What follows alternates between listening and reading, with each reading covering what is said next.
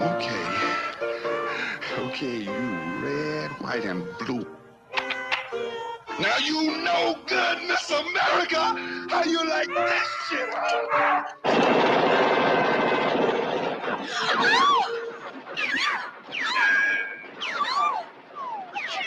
Okay, you win. Huh? I win? I won? Okay, yeah, boy. Hey, put down your gun. You won. You can take me.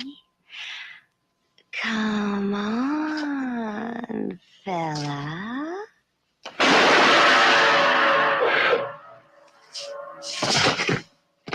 Oh, she got the clap. The cleaning man, the pole man, I'm the minstrel man, the cleaning man, the pole man, the shoe shine man. I'm a nigger man. Watch me dance. Shit. Yeah, I got the devil in me. Been waiting on welfare line, unemployment line, gas line since 9. Now I'm waiting on the pawn shop line. Yeah, I got the devil in me. Been shot on, pushed on, gassed on, passed on, red, white, and blue on. Now I'm waiting to turn on. Yeah, I got the devil in me. It's the man you see. I'm a natural black face, and up my sleeve I'm holding an ace that I won't die in disgrace. If I stop dancing and don't let you blow me any more in the wind, cause I refuse to come. Help! Rape! Rape!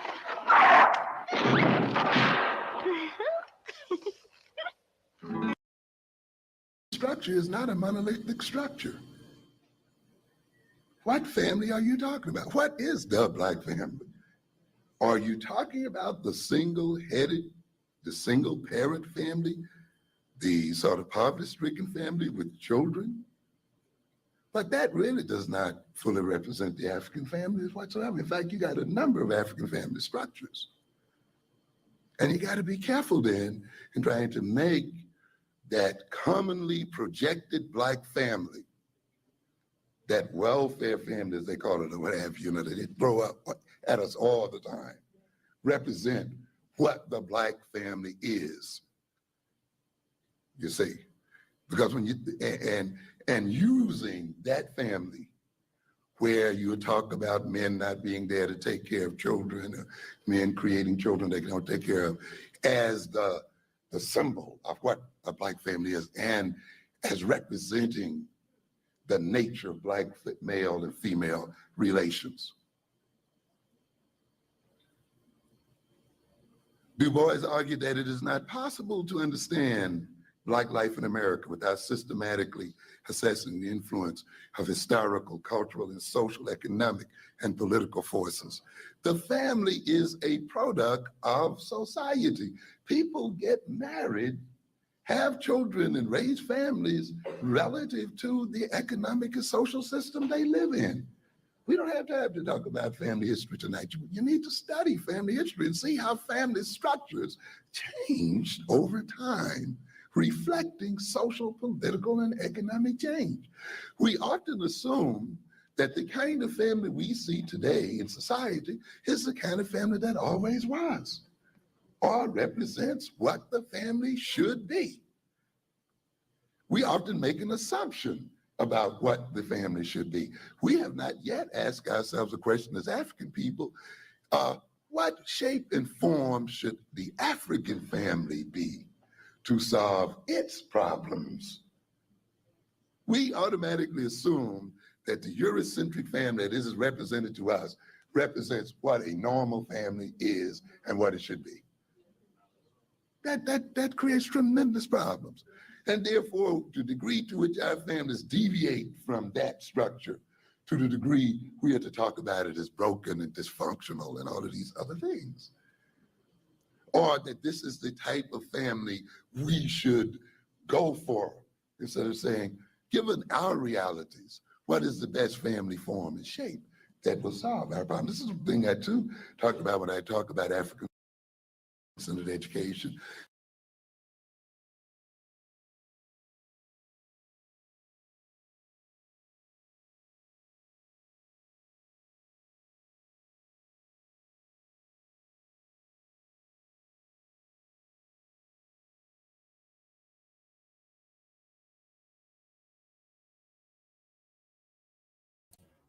What is good, my people? We are live back again with another broadcast on the forecast. What's going on? Hey, here go Cassidra. Hey, what's going on, Cassidra? What's going on? Are you ready? Yeah, yeah. Shouts out to my brother Anthony in the building. I bet you can name what movie that was from too. Um, Shouts out to Raw in the building. Appreciate it.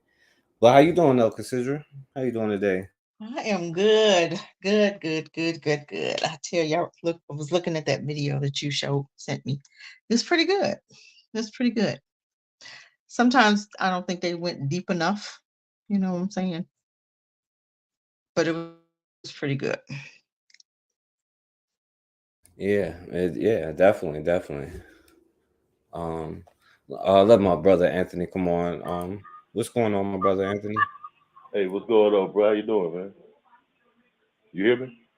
Hey, brother. Hey, Yeah, Anthony. yeah, I hear you. Hey, how you doing, sister? How you doing? Oh, let What's me turn going this on, my mic on. brother? Go ahead. Yeah, so I got to do something real quick. Y'all go ahead. All right, yeah. Hey, I'm gonna mute your mic real quick, my brother.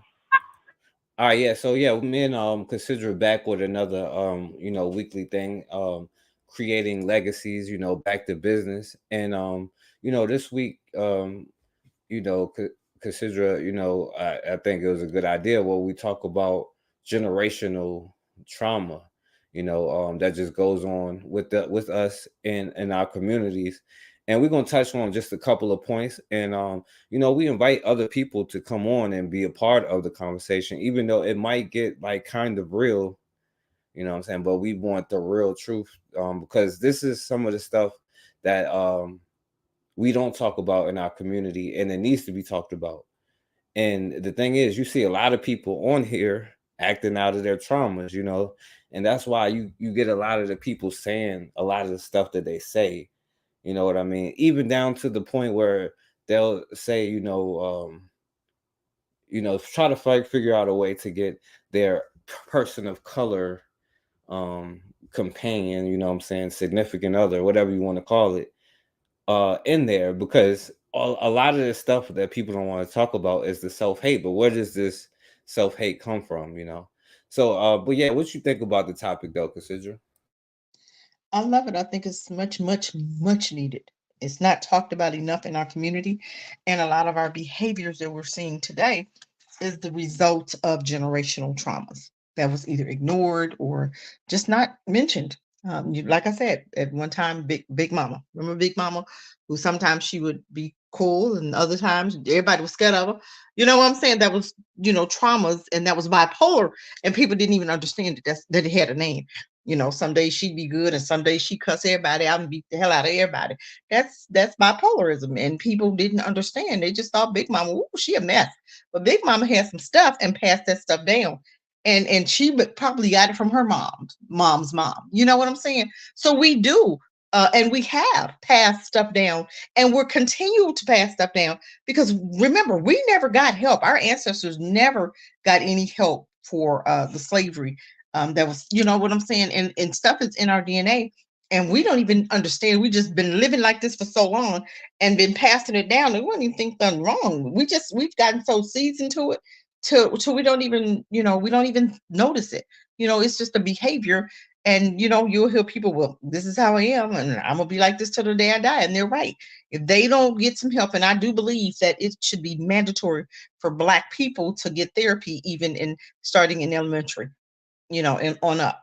Because I'm telling you, my kids did, and I see the difference. You know what I'm saying? And it was mandatory in my house because I wanted them to make sure that they were good.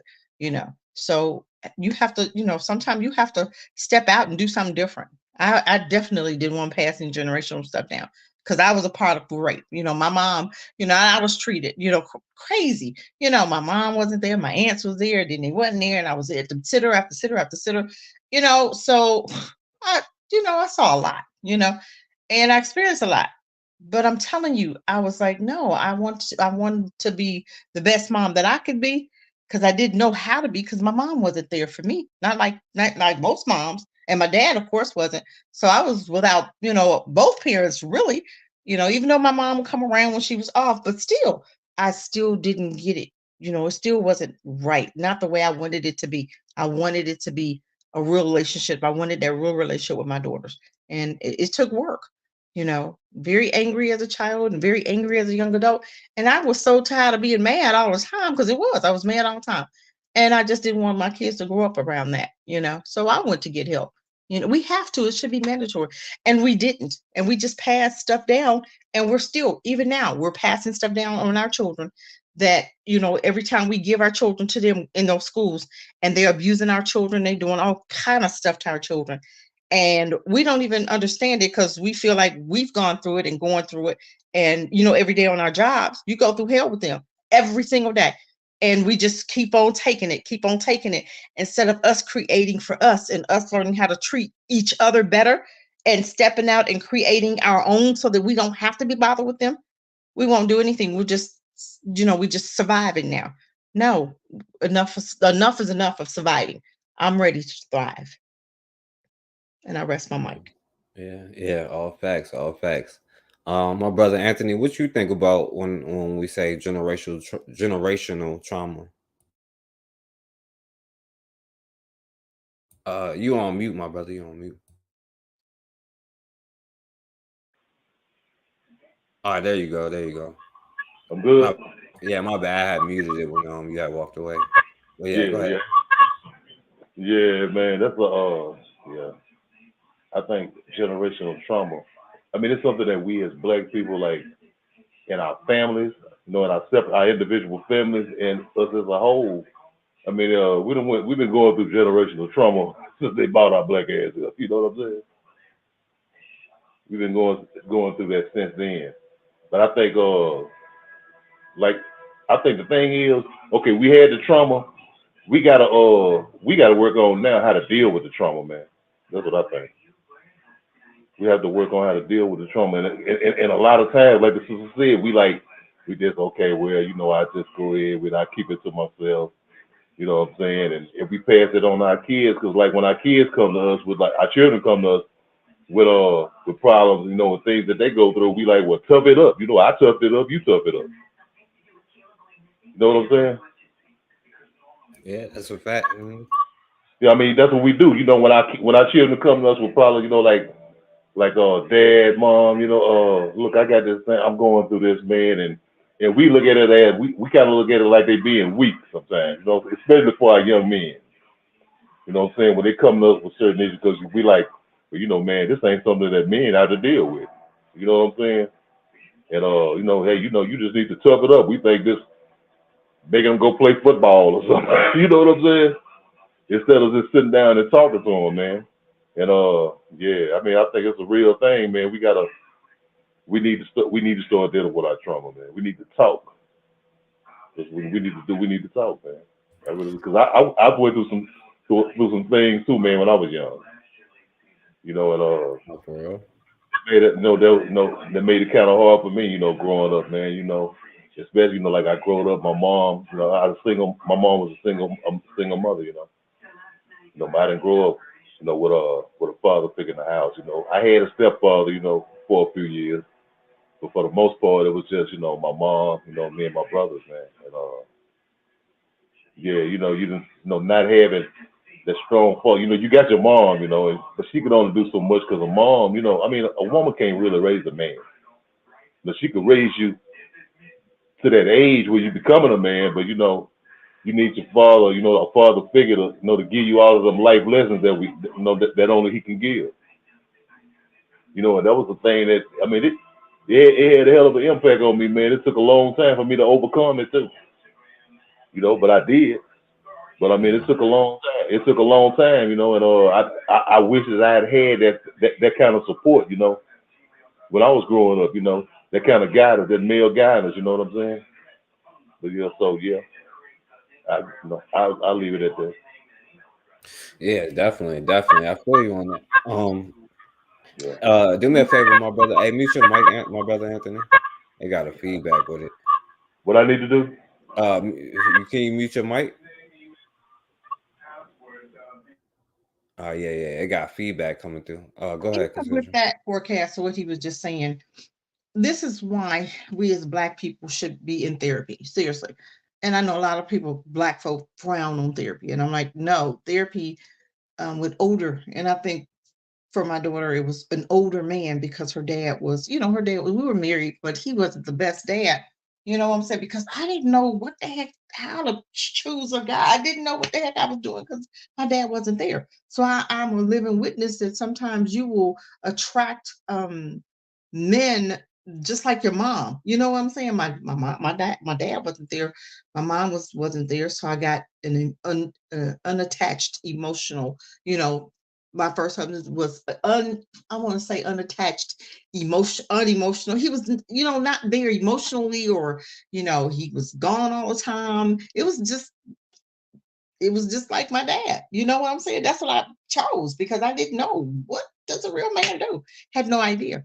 So yeah, my daughter, it was mandatory. I need you guys to do this so that you won't attract the same type of guy. And they didn't go immediately, but then later, she did.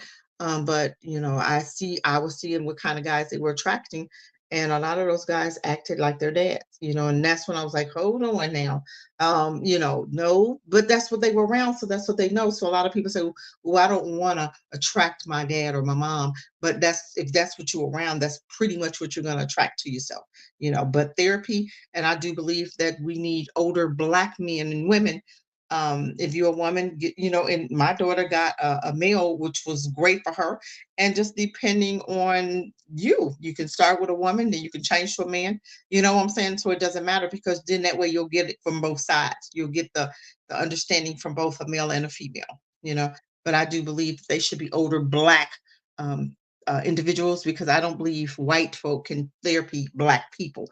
They don't know what it is to be Black. We don't know what it is to be white.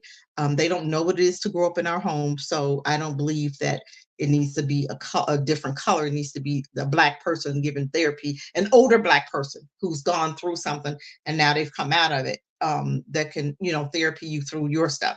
And a lot of time we go through stuff in order to help the younger ones. And that's why God told us, the universe, God, whoever you call him, told us as the older women to mentor and teach and train the young women, and vice versa for the men. And I rest my mic.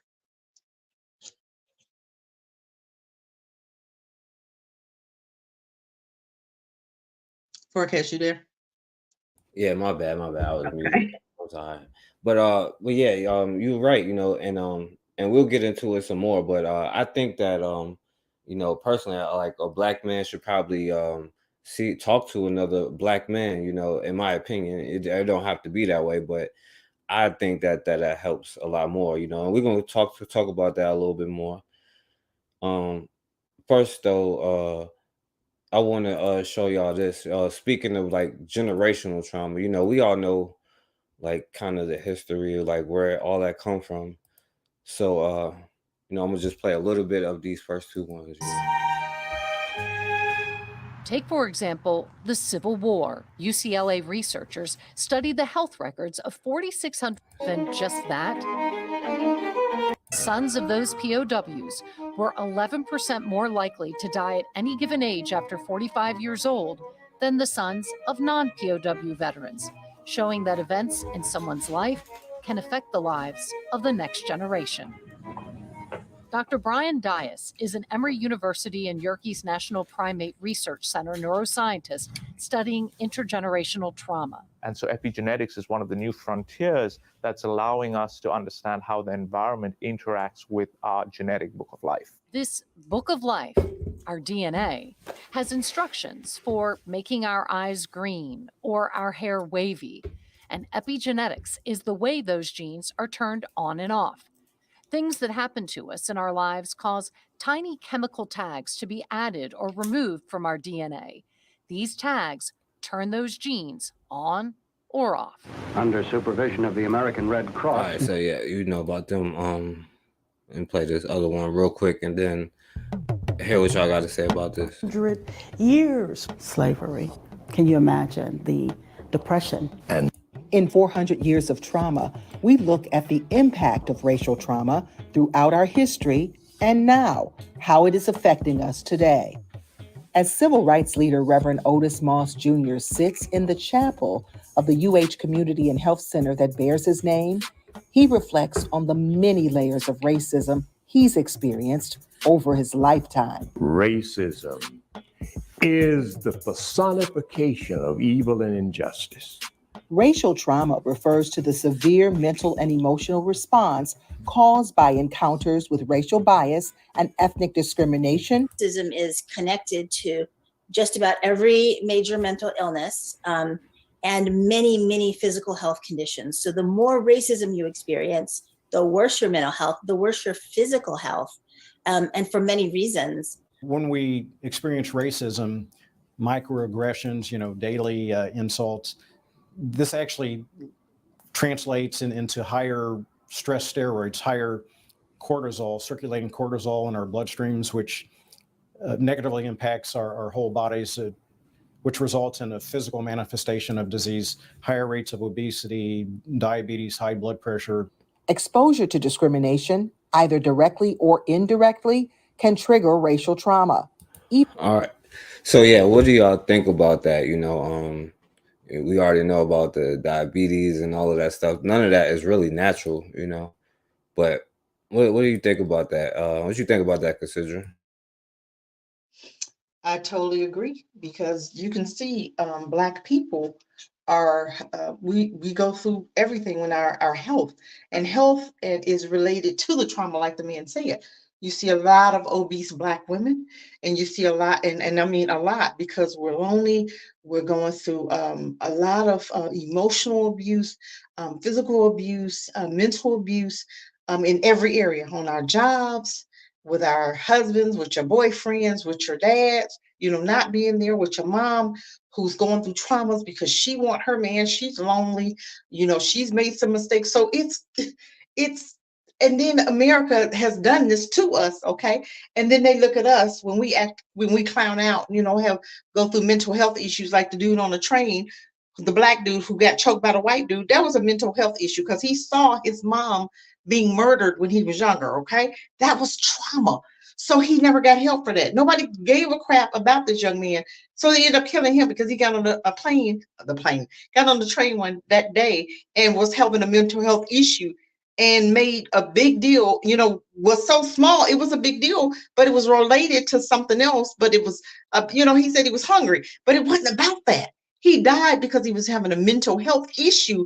And it probably related back to, maybe that was just a bad day, and maybe that was the anniversary of his mom's death, or maybe the thoughts just wouldn't leave him that day.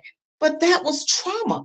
And that's trauma we go through every day. These people who's losing their children through police brutality, who these police officers just blowing their brains out. That's trauma. You think those mothers aren't, Trayvon mom is not suffering with trauma? Do you think the one that got hung, his mom is not suffering with trauma? You know what I'm saying? The little 11-year-old girl who got beat up by the neighbors. You think her mom, and she's not going to suffer with trauma? And we don't even think about this. We don't relate two and two together. We don't ever bring it together and say, oh, this is because of this, that, and the other. We just look at them and go, look how they acting. What's wrong with them? Well, look how you acting, because now you're being insensitive and you're not giving your brother a break, a benefit of the doubt. We're just looking and judging him because they judge him. They judge you. So you jumping on that bandwagon and judging your own. No. It's time for us to take care of each other. Girl, you need some help. You need me to call you. What can I do for you? We don't do that. We'll sit there and put them off. Just like I saw the one where this Black girl was in DMV and she was having mental health day. 2 Black women were sitting up there recording her laughing. And nobody walked up to her and said, girl, what do you need? How can I help you? What do you need from me today? What can I buy you a meal? What's going on with you? What do you need? What's going on? Nobody said that. Everybody was sitting down there judging her like they don't ever have mental health days. Because every now and then we do have them. They show, and sometimes we hide them. But when it gets overwhelming, we go off and we cuss folk out. That's a mental health day. But we don't realize that. Because that's generational traumas right there being passed down and unrecognized because we're not putting 2 and 2 together. We just see somebody going off and I don't know what's wrong with them. You better get it together. Well, I can't get it together because I'm having a mental health day and I should be entitled to that. But America, we're not ever supposed to have a mental health day, but they can't. Their kids can shoot up somebody They can shoot up the school, and what's first day? Oh, they having a mental health day. But Black folk never have those. We're never allowed to, right? But we do. But nobody cares. We don't even care when we see each other having one. Nobody encourages that person. Nobody said, "Hey, why don't we see somebody? Why don't we talk to somebody? Why don't we go and, let's make you an appointment. I know we're not saying you crazy. We're just saying you just need the extra help today. You just need an extra dose of love today." We're not doing that. Why aren't we? And I rest my mic. Yeah, I agree with that. That's all facts, just even brothers seeing each other, like speaking, like, "Yo, what's going on?" or holding the door for each other, like, which I see a lot, you know what I'm saying? But just brothers, just, you know what I'm saying, like, just say what's going on. But yeah, what you think, Anthony? Yeah, man. Yeah. I mean, I agree with everything that was said, man. It just I don't know, man. This it's this thing. It's just this whole thing where like in the Black community, where like mental health is like a taboo subject. We don't, we don't create it. That's white folks stuff. You know what I'm saying? I mean, but we gotta get out of that kind of mess, man. We gotta get out of that. I mean, we had this in our family for, not everybody, but it's been in the family, man. Mental trauma. I mean, I just back in July, man, I lost a cousin, and I mean, and his death was rooted in that, and I mean, it's just something that it's something I don't talk about that much, man, because it's kind of because it kind of hit close to home sometimes, and yeah, but I agree with everything y'all was saying, man. Yeah. Yeah, man, I understand, bro. Like, and hey, let me mute your mic because every time I talk, it got a thing coming back. But yeah, man, I understand, especially when you was talking about like with your brothers and all of that. You know what I'm saying? Um, like, or with your peoples, like, what happened, because I understand that. And like I was talking about last, like, it's probably like 2 years now, I had a brother like who was like real cool with me, you know what I'm saying, like in his 50s, passed away, you know what I'm saying, because he had stuff with his heart, you know what I'm saying. He didn't talk about none of the issues he had, you know what I'm saying. I knew that he had some problems, and then his heart gave out. Another young sister who I went to high school with, I knew her since, you know what I'm saying, middle school, she died, like, because just the life that they was living was like all trauma based, right? And then even with my friend who I knew since high school, she has a daughter, right? So now, her daughter has a stepfather, but not her real father, and her mother is gone now, and just the whole life that I see her live. But the thing is, even what you were saying, that um like I was never the one to say when somebody, because I don't know what to say, but the thing is, like, sometimes it's all right to get it off your chest and it be hurting, but that's the thing, like, you're supposed to, like, let it out and like feel it and like embrace it, because like that's what it is, you know what I'm saying. This is your people's, this is like, but we don't do that. We hold it in and then look for different ways to cope with it, you know what I'm saying, whether it be like drugs, or even if you don't do nothing, it'll just hold up in you and your heart will explode or whatever, you know what I'm saying, in your 50s, you know what I'm saying. So like, that's just, we, like, I'm guilty of it too, like I said. But you know um yeah, I don't know if y'all want to, but by the way, consider, I meant to ask you at the beginning, but let me ask you before we go to the next part, if you want to answer this, what even made, like, what makes you, like, I know we need to talk about it, but is there a particular reason, like, why you want to talk about it? What, as far as the trauma? Yeah. Because I think it's a much needed conversation. Even in the Black community, we never ever talk about what we go through. We always, excuse me, we always trying to hide. Why? Judgment? Who cares about people judging us? It's time to be whole, and it's time to be healthy, and whatever that's going to take, whatever. And this is a conversation even for Mr. Anthony. I think there's still some stuff, and I want us not to be afraid to get therapy. I want us, and that's why this was what the conversation is for me. It's so important for Black people to know that it is okay to go and talk to EAP. You have that on your jobs, you guys. It's okay to go and talk to EAP. Nobody has to know. They won't tell anything. If you have an issue and if you feel like, man, I just can't get through this thing, and this thing just keeps coming back, it may not be all the time, but it might be every 6 months. You may see that you're going through some stuff.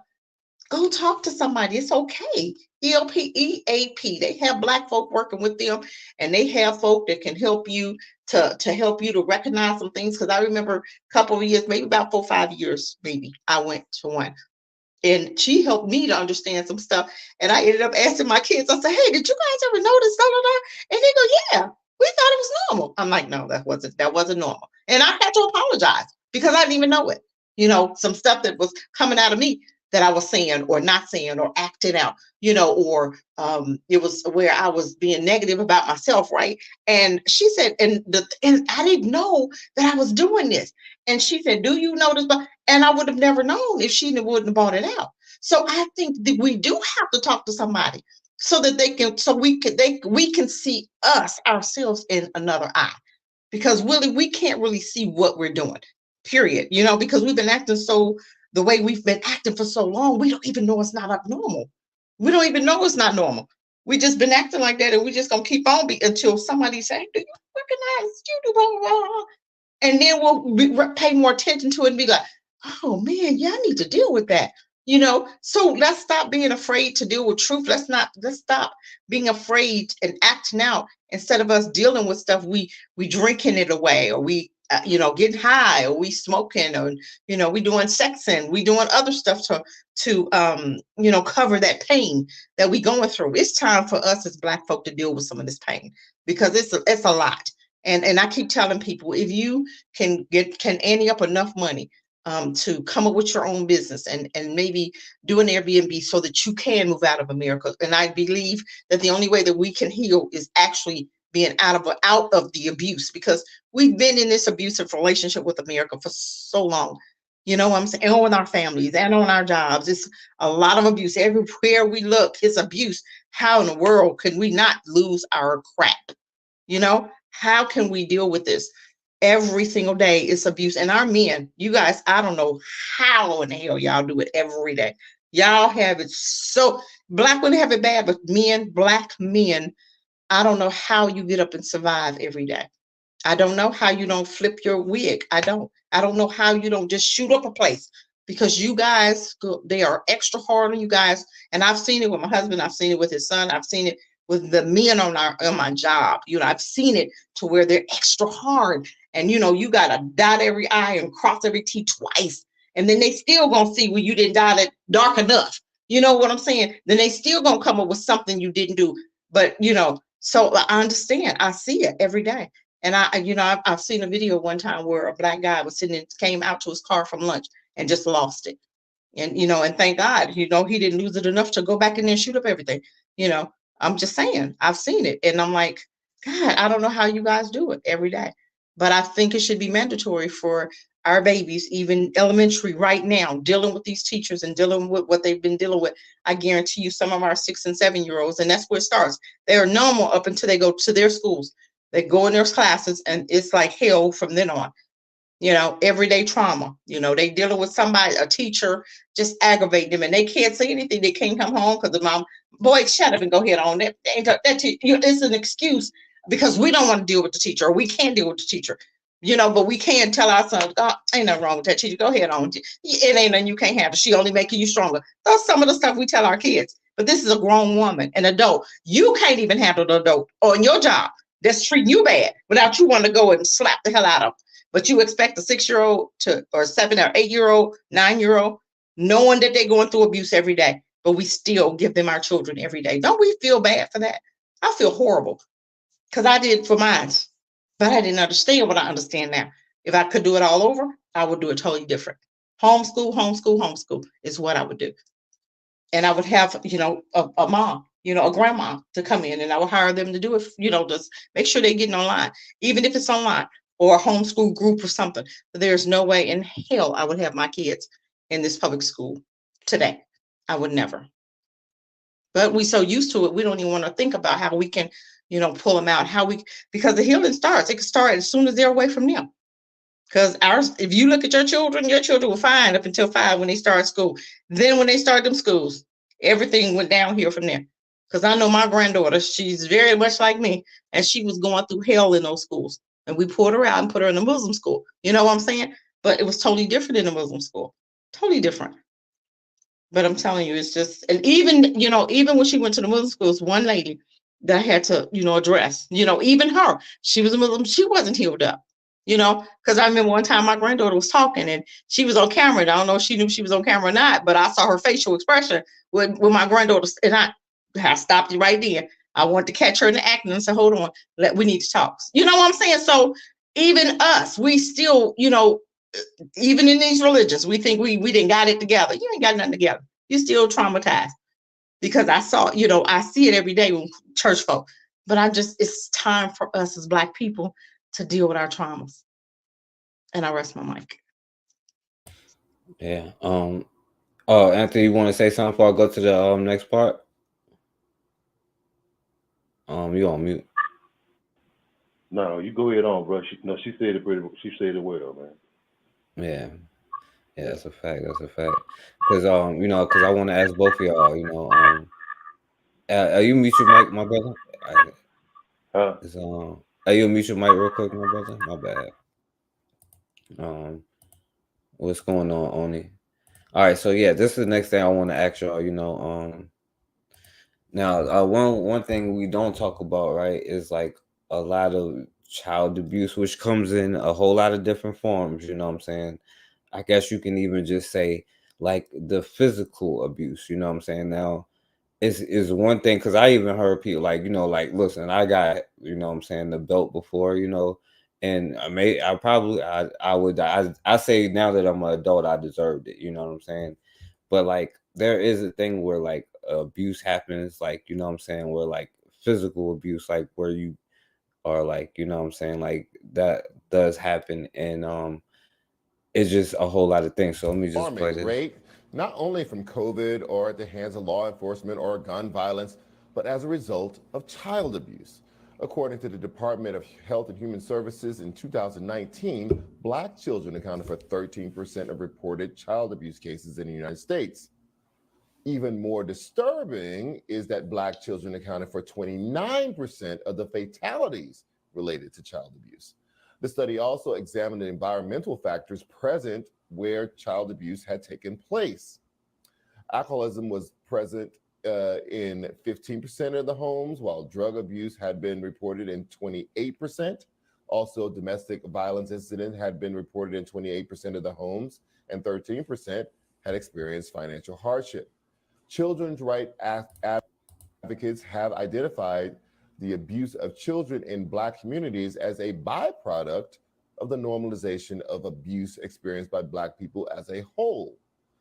Many of those advocates also maintain that it's impossible to ignore the historical link between the harshness in treatment of Black children today and that of Black children during enslavement.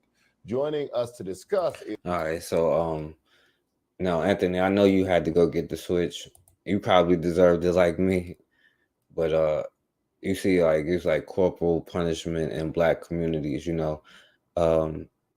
Now I don't know how y'all feel about that conversation.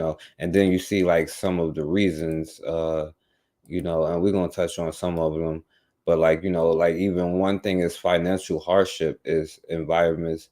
Like I guess that's leading to like somebody being frustrated and beating their child. I don't know, but what do you think about my brother Anthony? I know you had to go get the switch before, my brother, didn't it?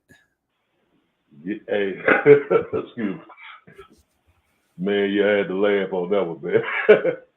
But look here, I'm gonna put it this way. Now, my mom is 5'5". She's 5'5", a short woman.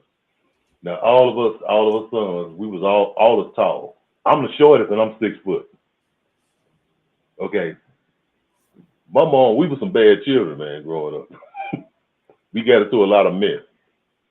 My mom would grab, we were so bad, my mom would grab the first thing she seen is wrap you upside your damn head with it.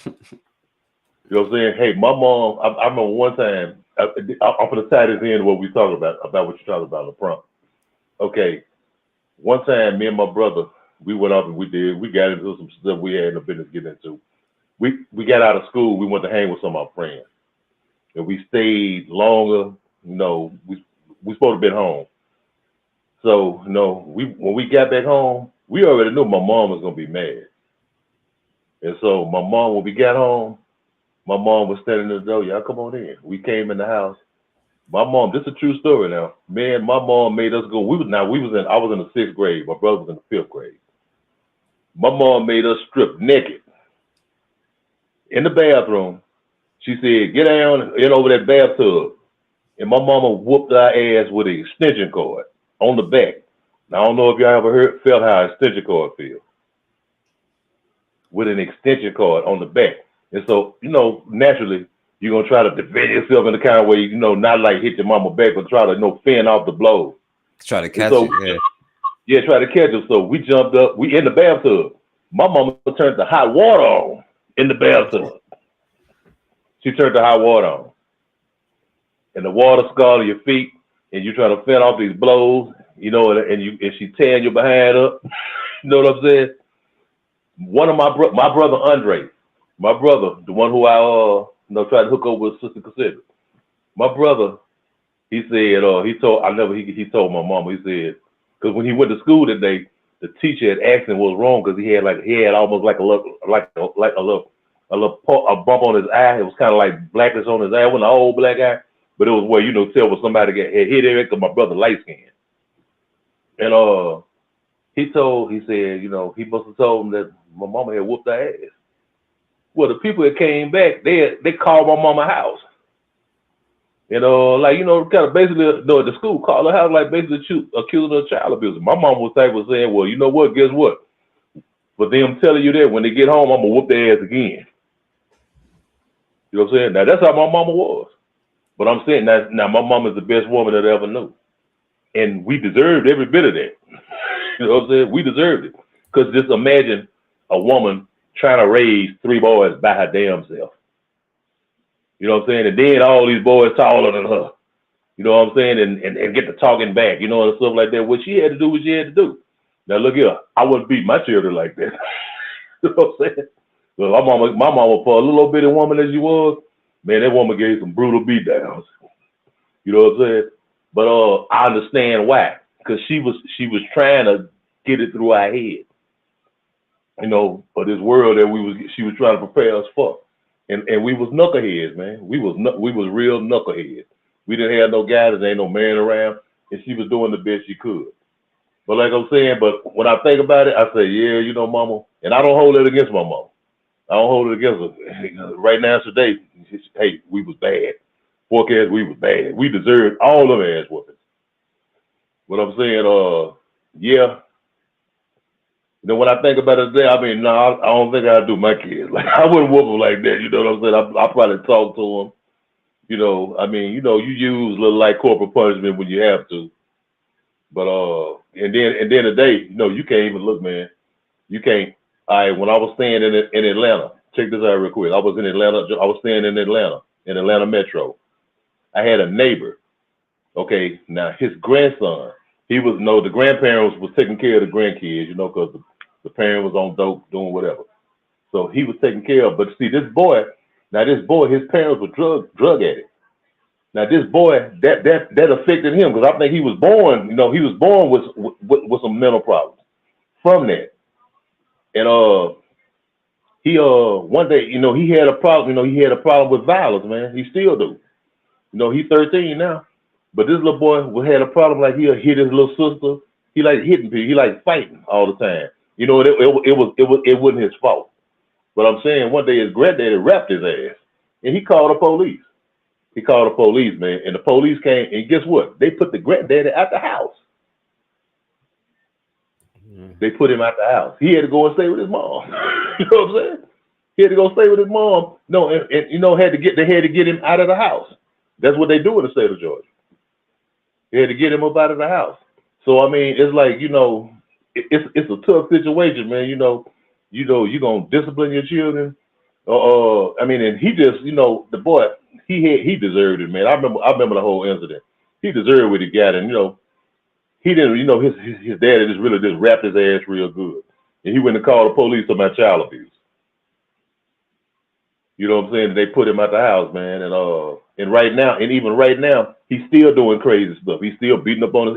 He attacked his mom, his grandmama. He attacked her, and the police have to come out there all the time. But yeah, man, it's a tough thing, man. No, that's a tough subject, man. That's a tough subject. I mean, I don't know, man. Perhaps Miss Cassandra probably got a better explanation for it. Yeah, definitely. I mean, all right. Yeah, you're right. I never got an extension cord. I'll say that. But yeah, it's an interesting thing, and only to find out, like, I ain't even a father, and I know, like, when you got a boy, it's gonna be one time you might have to, what I'm saying, show him, what I'm saying, what's up, But what you think about all of that, Cassidra? Well, for me, I think the extension cord is a generational curse, a generational thing that was passed down from slavery. I think that, Massa was beating on folk with cords, right? And we started beating our children with cords. I would never, ever, ever, ever, ever, ever, ever use that on my child. But it was used on me, and I understand. And I'm not gonna say I deserved it every time, but I was bad. But I don't believe that that's how you spank a child. I don't believe in extension cords. If it can't be a belt, or, I had a little wooden spoon, okay, just like everybody else had the little wooden spoon, okay. But I didn't have boys, I had girls, okay. So it was just a certain way. And their dad, I mean, I think he never hit the girls because he didn't want them to think that it was okay for a man to hit them. You know what I'm saying? So he never hit them. Okay. I was always the discipline. He made fuss, and all he had to do was fuss, and they just like lost it. But then that was just what it was about the girls. But for me, I spanked, but I didn't do the switch, because that to me is I don't know, that to me is abuse. And I know a lot of parents did, but I did not. It was just a certain way. I think that there's a certain way that you can get across to your child without beating them with, extension cords. That's just, to me, it just hurts my heart, because I remember, getting a spanking with a extension cord, and I screamed I was screaming so loud. I was trying to make the police come, because I was going to put her ass in jail. Seriously, because I just thought it was abuse, and I never got over that. And I said I would never do my child like that. How do you love a child and you beat them like that? That's not love. That's anger. That's rage. And that's not love. You're not going to tell me you love me and you beating the hell out of me and putting weapons on me. That's not love. That's anger. That's rage. I'm sorry. Maybe it's not, but I just see it as that. Okay. Because I went through it, and I didn't feel no love behind that. I didn't feel well, my mom cared. That made me hate her. Being a child, and you beating the hell out of somebody, a girl too. What girls, get a whooping with extension cords? I had webs all on my legs.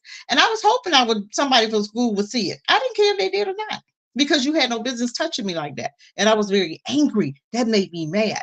It didn't make me learn nothing, because I would sit up and think of ways how I'm the revenge thing. And I'm only child. And I used to tell my mom, I'm gonna put you in a nursing home. I remember telling her that. I'm your only child. You need to be nice to me.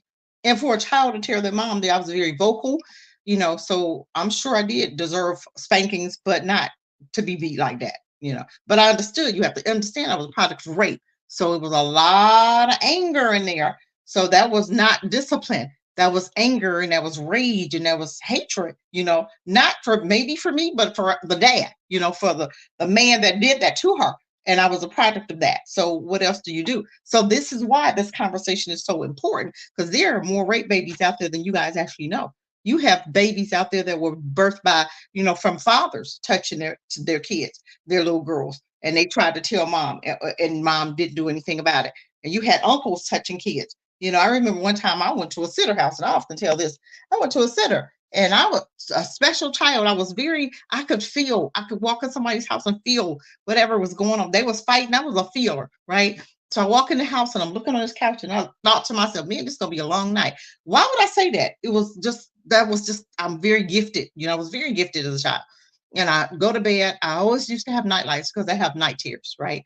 And if nobody know what night terrors are, it was almost like I was tormented at night by, by just the atmosphere. It's very, I could see things. I'm telling you, it was just a gift, right? And I was one day, I was like, God, I don't want to see nothing. I don't want to see nothing. Smell. I'm telling you, and different people in the world have gifts, and it's just a gift in our family. So when I go to bed, I have my night light on. So I wake up in the middle of the night and I see this man standing on my bed. And I'm looking like, oh God, I didn't move. So I'm standing there and I was like, God, please do not let this man touch me. And I was probably 6 or 7. And these are issues that need to be talked about.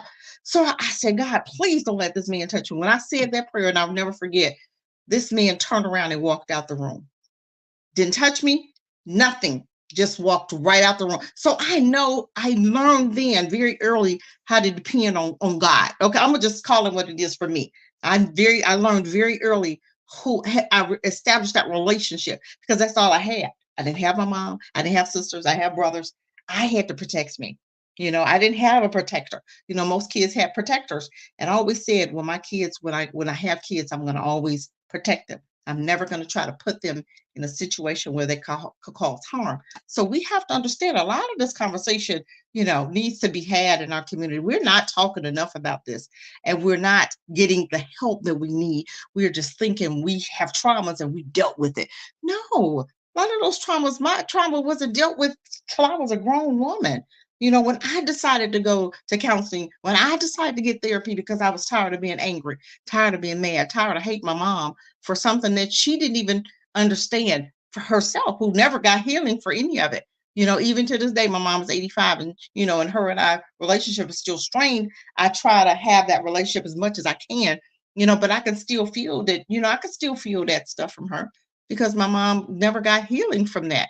So how is it how do you have a rapist baby and you look at her every day? That's got to bring back something. So I have to have that mercy for her.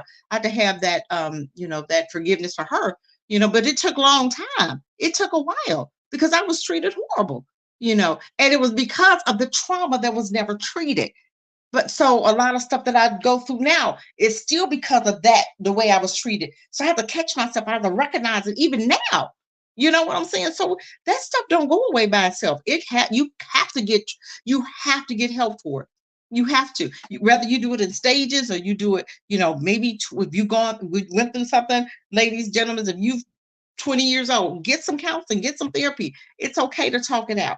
That helps you to begin to recognize some of the behaviors that you're doing, and then you'll understand why. How sometimes I even act out now. If my husband say something, because I didn't grow up without a dad. So if my husband talked too loud to me, I'm like, hold on, what's going on here? So I'm like, whoa, we're not doing that. You know what I'm saying? So he's very, very careful as far as how he deals with me because he knows that I got the perfect husband for me, because I'm telling you, he knows just how to handle Cassie. He knows what to say, what not to say. It's not easy because I have father issues and I know that. So I have to even catch myself even now because it's still not healed up. How do you heal up from something? You could say you forget it. You could say, you can fake and shake all you want to. I'm not gonna sit up here and fake and act like, oh, I'm totally healed. That's a lie. I am not. And anybody that tell you they are is lying. Because we all got some things that we need to deal with, all of us. And it's time for you to be honest with yourself and go and get some help, period. How else do we get healing? How else do we help? How else do we get to the point where we're loving on each other and we hate ourselves and we hate our blackness and we hate our childhood, we hate our moms, we hate our dads. We have so much in us, so much anger and so much rage and so much hatred in us even now, that some of us is covering that stuff up today. And when you think about it, you get mad and you want to cry, or for women you want to cry, for men you want to beat up somebody or whatever. But it's time for us to really deal with that and be honest about it and deal with it. How else do we move forward if we still hating us every time we look in the mirror? And I rest my mic. Yeah, definitely. And you said a couple of things, right? Like one thing you said, all right, is a difference between like discipline and like anger, you know what I'm saying? Or and that, I think that's where like the kind of line is, you know what I'm saying? Like if it's like discipline or if it's out of like anger or like hatred or like even if it's not with you, And then what you just brought up, right? Because that was the next thing I was going to bring up, because when I was like I met a couple of women that, all right, so like my first, like, my first love or whatever, we was like 15 going to 16 or whatever, and her biological father used to like touch her and stuff like that, you know what I'm saying? And for me, I'm like, yo, I was like, yo, damn, I didn't even like do anything. I was like 15 or whatever too, and she was like, no, please don't, because always said he's going to hurt my sister or hurt this person, hurt that person, you know what I'm saying? And like going through like life, she eventually told her mom, and her mom did the right thing, Oh, really? and Okay. yeah, and like Usually divorced they from don't. her. Usually Exactly, they don't. but Wow. she had, and that's the thing about it, because you don't understand when you talking to people like what kind of stuff that they've ever been through, you know what I'm saying? Like, and she like had different, like, like couldn't do certain or wouldn't open up or certain things because her actual father was doing this, and then I remember like even when he died, because he's dead now, and she wasn't even like, like crying or nothing like that, of course she was like her dad died, but still, what he did, Yeah. and and like you said, is a regular thing. And because it's not just that though, because I met another woman later on who has her own issues too, and it turns out, when she was younger, her mother died when she was like 5 years old. And the person who she was, staying with, because her dad was in the army or something. So her aunt's boyfriend would like do stuff. And when she told her, she didn't do the right thing. You know what I'm saying? She didn't believe her.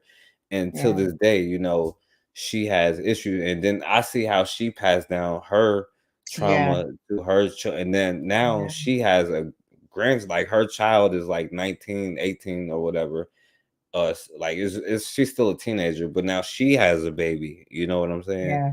And it was probably some trauma with her and passed down traumas that we are still trying to hide.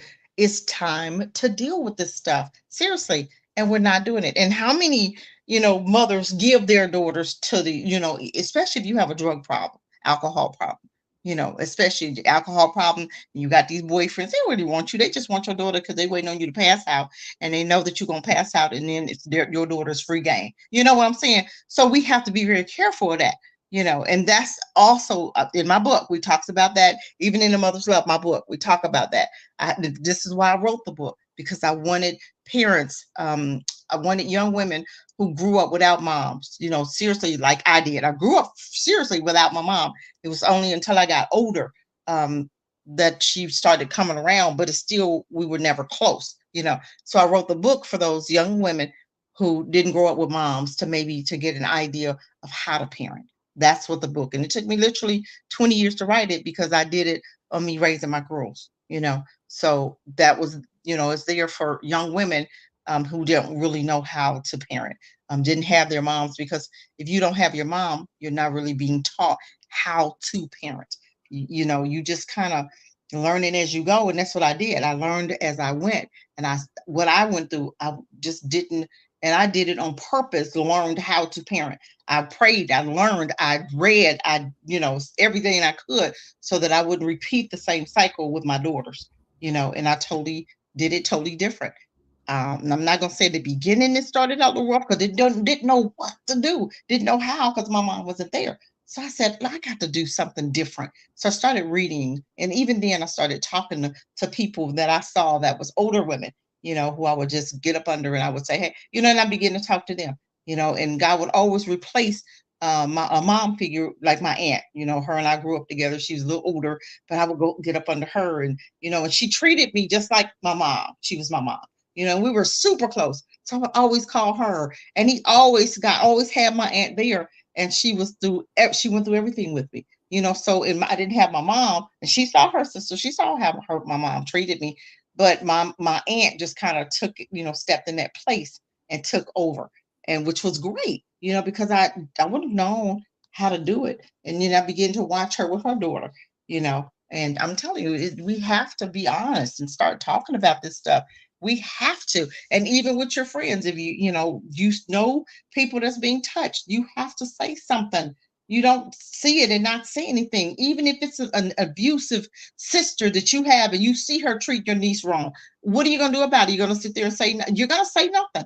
I had a cousin. She was married. This boy was not, she had two boys. And their dad wasn't their dad. It was, it was a stepdad. And I saw that he was not treating the one right. And I mentioned it. She got mad at me. I didn't care. And I told her mom too, because I saw it. I'm watching this. And everybody is looking at this. Nobody's gonna say anything. I'm gonna say something. I don't care if you get mad or not, but I'm gonna say something. At least you know. And then you can sit and act like you don't know. That's okay. But I'm going to bring it to somebody's attention so that somebody can say something. And her mom, I told her mom. I talked to her first, and I told her mom. And she got mad at me. I didn't care, but I'm just letting you know. And of course, today that child is in jail. You understand? Because of the abuse that wasn't handled. Not to judge her or anything, but it was just so important, trying to bring it to somebody else's attention. And that's what we have to do. If you see something, don't you dare sit there. One of my goddaughters, her mom treated her like crap. She talks to me about it all the time. So I began, and God allowed me, and I have a lot of goddaughters who either mom wasn't there or mom was very abusive to them. And I just take them under my wing and I just love on them, because I was there. So I know what they're missing. I know how to talk to them. I know, and they'll come to me, they'll call me all the time. Hey, what do I need to do about this? And what do I need to, and that's what it's all about. You go through stuff for other people sometimes and get your healing. And as you get your healing, you can help other people with theirs. I'll rest my mic. Yeah, definitely, and you're right, and that's like, that's one of the things, I definitely should have did something, at the time, and luckily, I'm like, you have, and she did tell her mom, and then her mom did the right thing, and now she's a married woman that has like children, you know what I'm saying? I don't know her that, if I'm pretty sure she's affected, but like, you know what I'm saying? Like, she was able to do that. But I'm not gonna play oh yeah, damn, so this ain't the wrong thing, but young black girls, growing up too fast, about adult topics, including sex. New research shows these beliefs are widely held in the United States. A groundbreaking report from Georgetown Law's Center on Poverty and Inequality finds that adults view black girls as less innocent and more adult-like than their white peers. The study builds on previous research that found adults view black boys as less innocent than white boys, starting at age is the first to focus on girls, and finds significant adultification bias against black girls as young as 5 and rising through age 14. The findings may help explain why black girls face harsher treatment than white girls, both in school and in the juvenile justice system. Black girls are 5 times more likely to be suspended than white girls and are punished more for minor subjective offenses like dress code violations, disobedience, and disruptive behavior. Schools are more likely to call the police on black girls. White girls account for half of all girls in school, but only 1/3 of the girls referred to police and 30% of the girls arrested. Black girls are less than 16% of girls in school, but account for 28% of police referrals and 37% of arrests.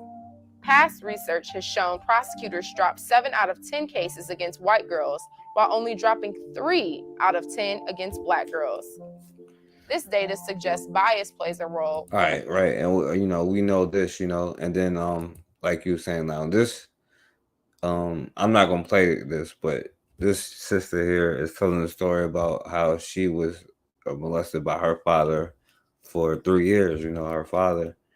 And this woman is telling how, she was like only 9 years old. And it's like, it's way, and the crazy part is like so many like if you talk to a like certain number of women, like one of them will likely to say like, yeah, this happened to me, and that part is true, and I'll let we're going to Houston for all survivor of childhood molestation. Oh, is that gonna be hard for you? When I was first molested, I was 12 years old. I went through some things with my dad.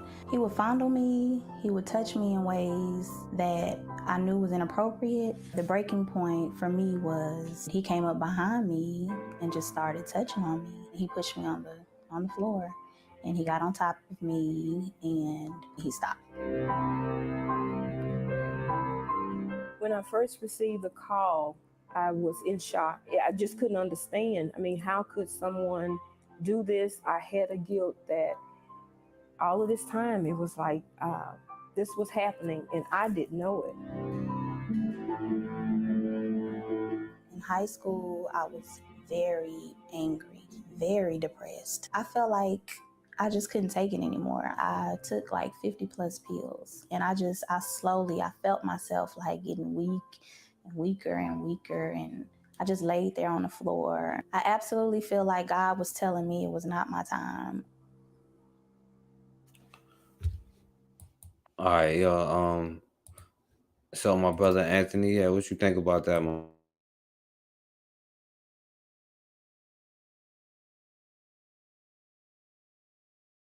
You on mute?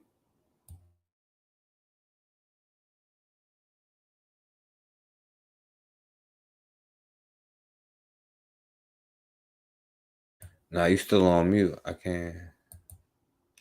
Yeah, I can't unmute it.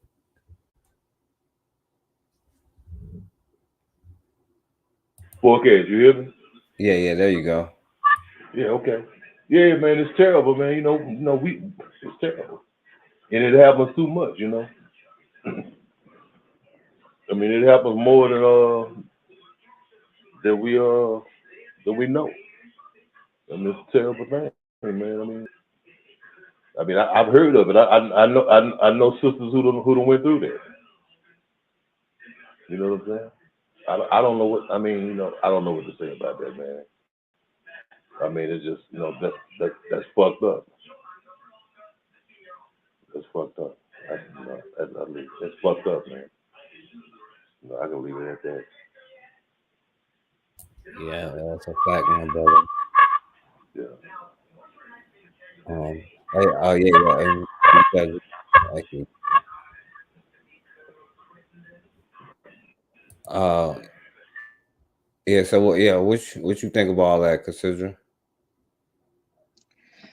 A lot of this happens more often, like he said, more often than we even want to admit. And a lot of times, girls aren't even telling.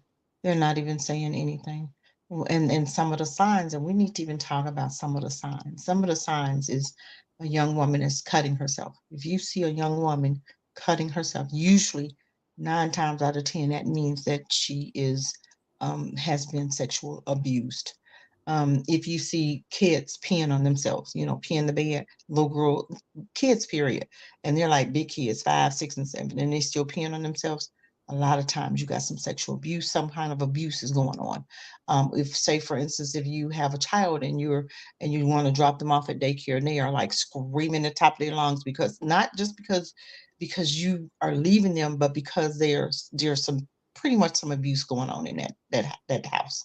And how you find out, sometimes you have to, instead of you dropping your kids off at these houses, ladies, and not coming back till 6 and they know your schedule, don't even tell them your schedule. Drop in. And I used to do it all the time. Yes, I had sitters. But I tell you what, I guarantee you, I interviewed those sitters. I sat there maybe 2, 3 hours to see the atmosphere. And I mean, I had to feel the house. So I walked in and I tell them, look, let me tell you something about man. And this is what I would tell them. I'm bringing them to you whole, and I better pick them up the same way. And if I don't, I'm not even going to report it because your ass is going to be dead. Period. And that's what I would tell them. I'm not playing with you. If you feel that you ever think you might want to abuse mine, you better think twice, because every time I see your ass, I'm going to do the same thing to you that you did to my child. And seriously, we have to be that honest. And I would drop in. I wouldn't tell them. I wouldn't get in my hours when I was off. I wouldn't. And sometimes I would leave work early. I miss some money. I don't care. But I'm going to make sure that you're doing what you want to do. I will call there and I could hear it in my kid's mouth. I could hear it on the phone. If I talked to that city, I could hear if there was something going on in that house. And if I heard something, or I had one sitter one time, she left and had to go to court or something, didn't tell me. So I called her and her daughter answered. And I'm like, well, where's your mom? And she said, well, mom went to da. We didn't talk about that. I'm not paying your daughter. I'm paying you. So of course my daughters never went back. Seriously, because I didn't know her daughter. I didn't never, I never, I didn't know her daughter. I hadn't talked to her daughter. She didn't talk to me about anybody else keeping my, and I don't know what's going on, in the house. So they never went back, but it's just certain things that you do as a parent. You sit down. I would sit down in the floor with my daughters when they were little, and I would give them a doll, and I would find out everything that went on in daycare, because what they heard in daycare, they came back and talked to, and called and said it to their baby dolls. And that's teaching them also how to communicate. And I would ask my daughters, hey, and I would talk to them when they were little. We talked about 2 and 3, and I would go, and we're gonna be raw. Nothing goes in your mouth, nothing goes in your butt, and nothing goes in your jaw. And this is how I talk to my daughters, because I needed them to know that I needed that conversation to be so regal and so raw that if somebody was doing something, that they would come and tell me, and it would be a normal conversation. You know what I'm saying? So I had to make them feel comfortable. And people will say, Cassie, you talk to your, yes, I need them to understand that it's wrong. It's nothing, and nothing goes, and I did. Nothing goes in your mouth, nothing goes in your butt, nothing goes in your cootie. And I would always talk to them about that. Anybody touch? And I asked them this every day. It came from daycare. It came from the sitter. I'm asking them every day. It was an everyday conversation. So they would make it. It was so normal to them that if they did say something, they wouldn't even know that it was. Oh my God, really? No, it was normal. You know what I'm saying? So yeah, we have to start recognizing the child abuse and recognizing when our kids are coming home and they telling you, trying to tell you stuff and you talking over them. No, you need to listen. And then you need to handle your business with whoever, Reginald or whoever it was. Yeah, you need to handle your business. And you ain't even got to report nothing. I'm not going no police. I'm gonna handle that myself. So they was literally scared. I would make them so scared because I meant what I said. My kids better come home the same way they came to your house, because I'm not playing with you, and they knew I was not kidding. You're going to die if you touch mine. So I interviewed them just to make sure, that it was in some places, if I didn't feel comfortable, I remember one sitter, I sat at her house, and she was like a lottery person. I didn't know it. And I'm sitting there, I'm like, why is all these people coming to your house? So I'm just sitting there watching. You will never get my child. Never. You ain't watching her. You too busy answering the door for all these numbers coming to your house. They shoot you, they gonna kill my child because my child with you, and you doing the numbers, and you taking money. They rob you, kill my child. Then I got to bring you back and kill you again. No. We just got to be real. It's, what's safe and what's not. So it's time for us to understand and how to recognize child abuse, how to recognize when your children are being touched.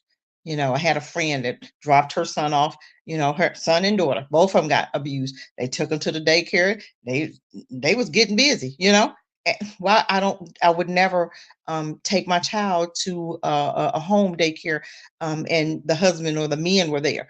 No, or older sons is watching kids. What the hell? Who would do that? And I've known that people, taking their kids to a daycare, and the daycare is letting her son, whether he's a teenager or whether he's an older son, watching kids while she's gone. Hell no. You're not getting my child, not leaving my child over there. And these are things that you should never be. You should always be thinking twice. Why is your son even wanting to babysit? You understand? Normal boys don't want to babysit, right? I'm just saying. And then if you have a boyfriend and he always volunteering to keep your kids. I remember this one time I was jogging, I was out it was at a school park, and it was some woods, and I'm seeing this white man, he get out the truck and he has this little girl and he's pushing on a swing. Then all of a sudden he disappeared. And I'm looking, and he's in the woods trying to, like call her into the woods. I reported that. You think I didn't get on my phone and report his ass? I sure did. I'm looking now. I'm knowing what he's doing. He's white. And he's in the woods and he's like trying to get the little girl to come to, she's probably maybe 2 or 3. She was a baby. What the hell are you gonna do with her? But I knew what he was going to do with it. But I sure called the police. You need to check this out. I'm at the school, walking to school, and I see a man trying to lure a little, and here come the police. Seriously, that's crazy. I'm not going to see that and not say nothing, because I know what he's doing. He did it in front of my face, so I could tell. Okay, let me help you out. So, of course, I called the police. How many people would have just ignored that? I'm not ignoring nothing. And I know the signs of child abuse. We all know the signs.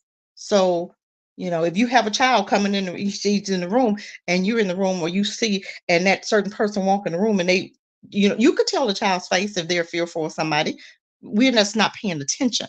We have to pay attention to the signs of our children and grandchildren. We have to pay attention. Yeah, exactly. And now that brings. You want to say something, my brother? Go ahead.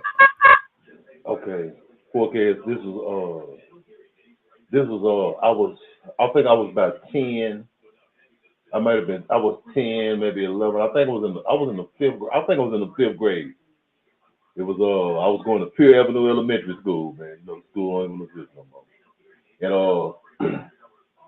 I got let out of school early, and so and I stayed like what the school was at is on Pier Avenue, and I stayed on Garden Street. So the school was probably I had to walk probably about like 5 blocks, and so I was walking home that day, and a white dude is an old white dude, man. I was like 10, 11.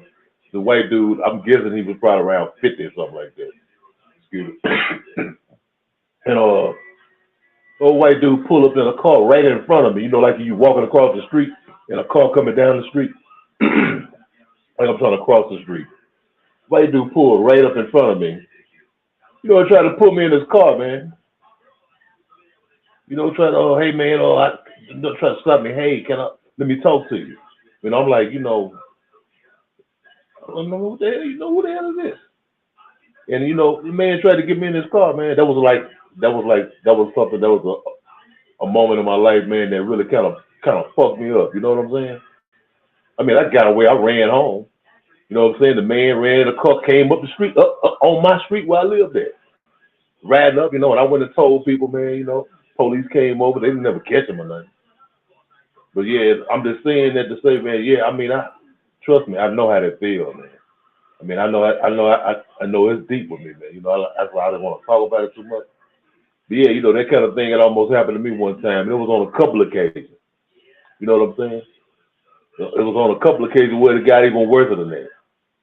But so yeah, man, I know. I mean, I know, man. I know. I know. You know what I'm saying? Yeah. Yeah, I mean, and the thing is, the police probably hold on, let me mute it real quick. It'd be messing me up every time. But yeah, the police probably knew him and knew what was up or whatever. Yeah, they knew him. Of course they did. Sure they did. They knew him. They knew him. Probably one of their uncles. They knew. Yeah. And that's and that's a common thing, and that's why I wanted to even, and I'm glad you are, and it shouldn't be a shame. Not that you got to put your business out there, but I'm saying, like, to educate in the educational purposes, I'm saying, for younger people out there, because like I was about to say, we were about to go, because it's not just young girls, because one part that isn't talked about is like little boys, what I'm saying, and all of the stuff that goes on, and Cassidra talked about earlier, just about, like, yeah, just the regular pressures of not being able to show no type of weakness, which in itself is a mental problem, what I'm saying. But the fact that this happens, I'm not gonna play this because it's like long, right? So it's hidden in plain sight, the sexual abuse of Black boys, what I'm saying. Now, I don't agree with everything the brother was saying, but he was saying certain things, citing certain things, and we know.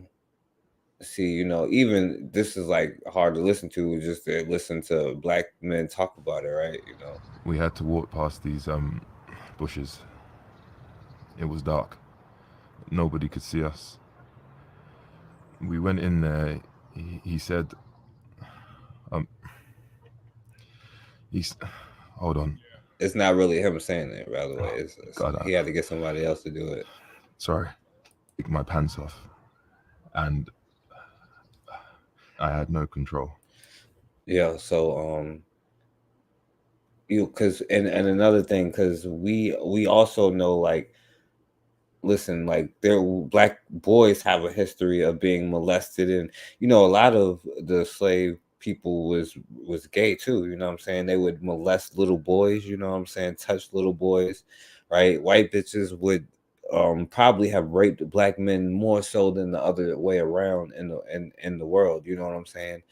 And we also understand about, like, there are some perverted dudes in the world, but like I will let this person say it because the other person was saying that another part of it is we don't recognize, because I don't know if y'all remember a young brother who came on here. I know some of y'all was like, oh well, he may not be black, but I don't know what happened to him. But I know that a lot of brothers who are like that or have like this hatred or whatever, it's because it's like some deep psychological stuff with something that's going on with their families. That's why I'm like, yo, I wasn't like joking. Like that's a serious thing that needs to be worked out. And that brother doesn't even realize, he always, not to make it about him because that's like messed up, but he always talking about, I'm depressed and all of this stuff like that, because like this is a common thing too, but with little boys, if you have like a little kid, what I'm saying, who's like, that's what the brother was talking about, you see it as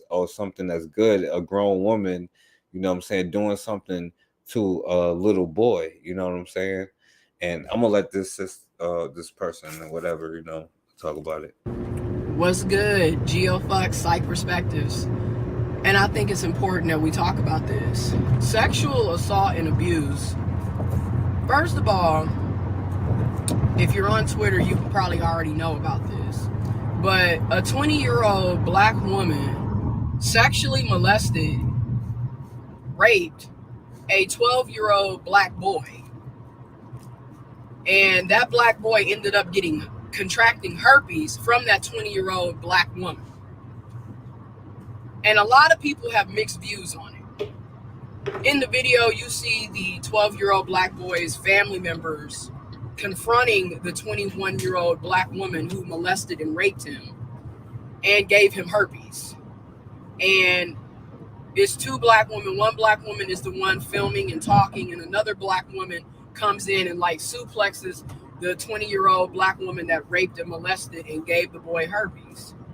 And a lot of people are like, well, some people are like, well, if that was my son and he got him some pussy from a 20-year-old woman, I'm gonna be giving him dabs, my nigga. You got some pussy.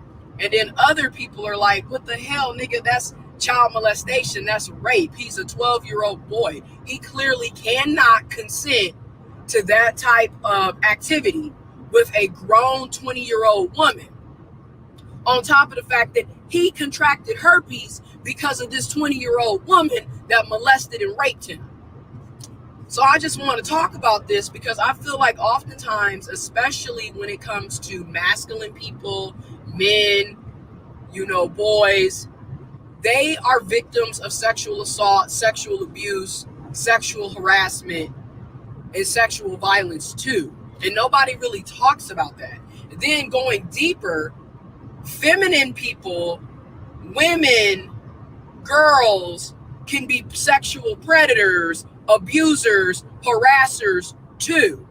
Sexual assault doesn't have a gender, doesn't have a sexuality, doesn't have a race. It doesn't discriminate.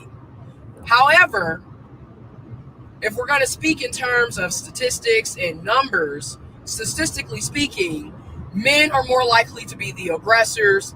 It's an additional burden because he's going to have to inform all of his potential sexual partners in the future. All right, so she's talking about this particular case, but I don't know that case, but the thing is, like even when you're young, you're like, oh yeah, but yo, what if she get pregnant? You know what I'm saying? Did you ever think about that? Even with the NBA players, like somebody should be telling them, like, don't let somebody like just trap you up. There are women predators that are out here. Like, I have met women, like, because I know, like, people say the word narcissist and all of this other stuff, you know what I'm saying? But I have met women that are toxic, if that's what you want to say, you know what I'm saying? And they have children, and I see that kind of stuff, but it also goes to like, that the whole stigma behind, like everything that happens to young boys, especially with like older women, you know what I'm saying, that happens in the community. What you think about that, Cassidra? Forecast abuse is abuse.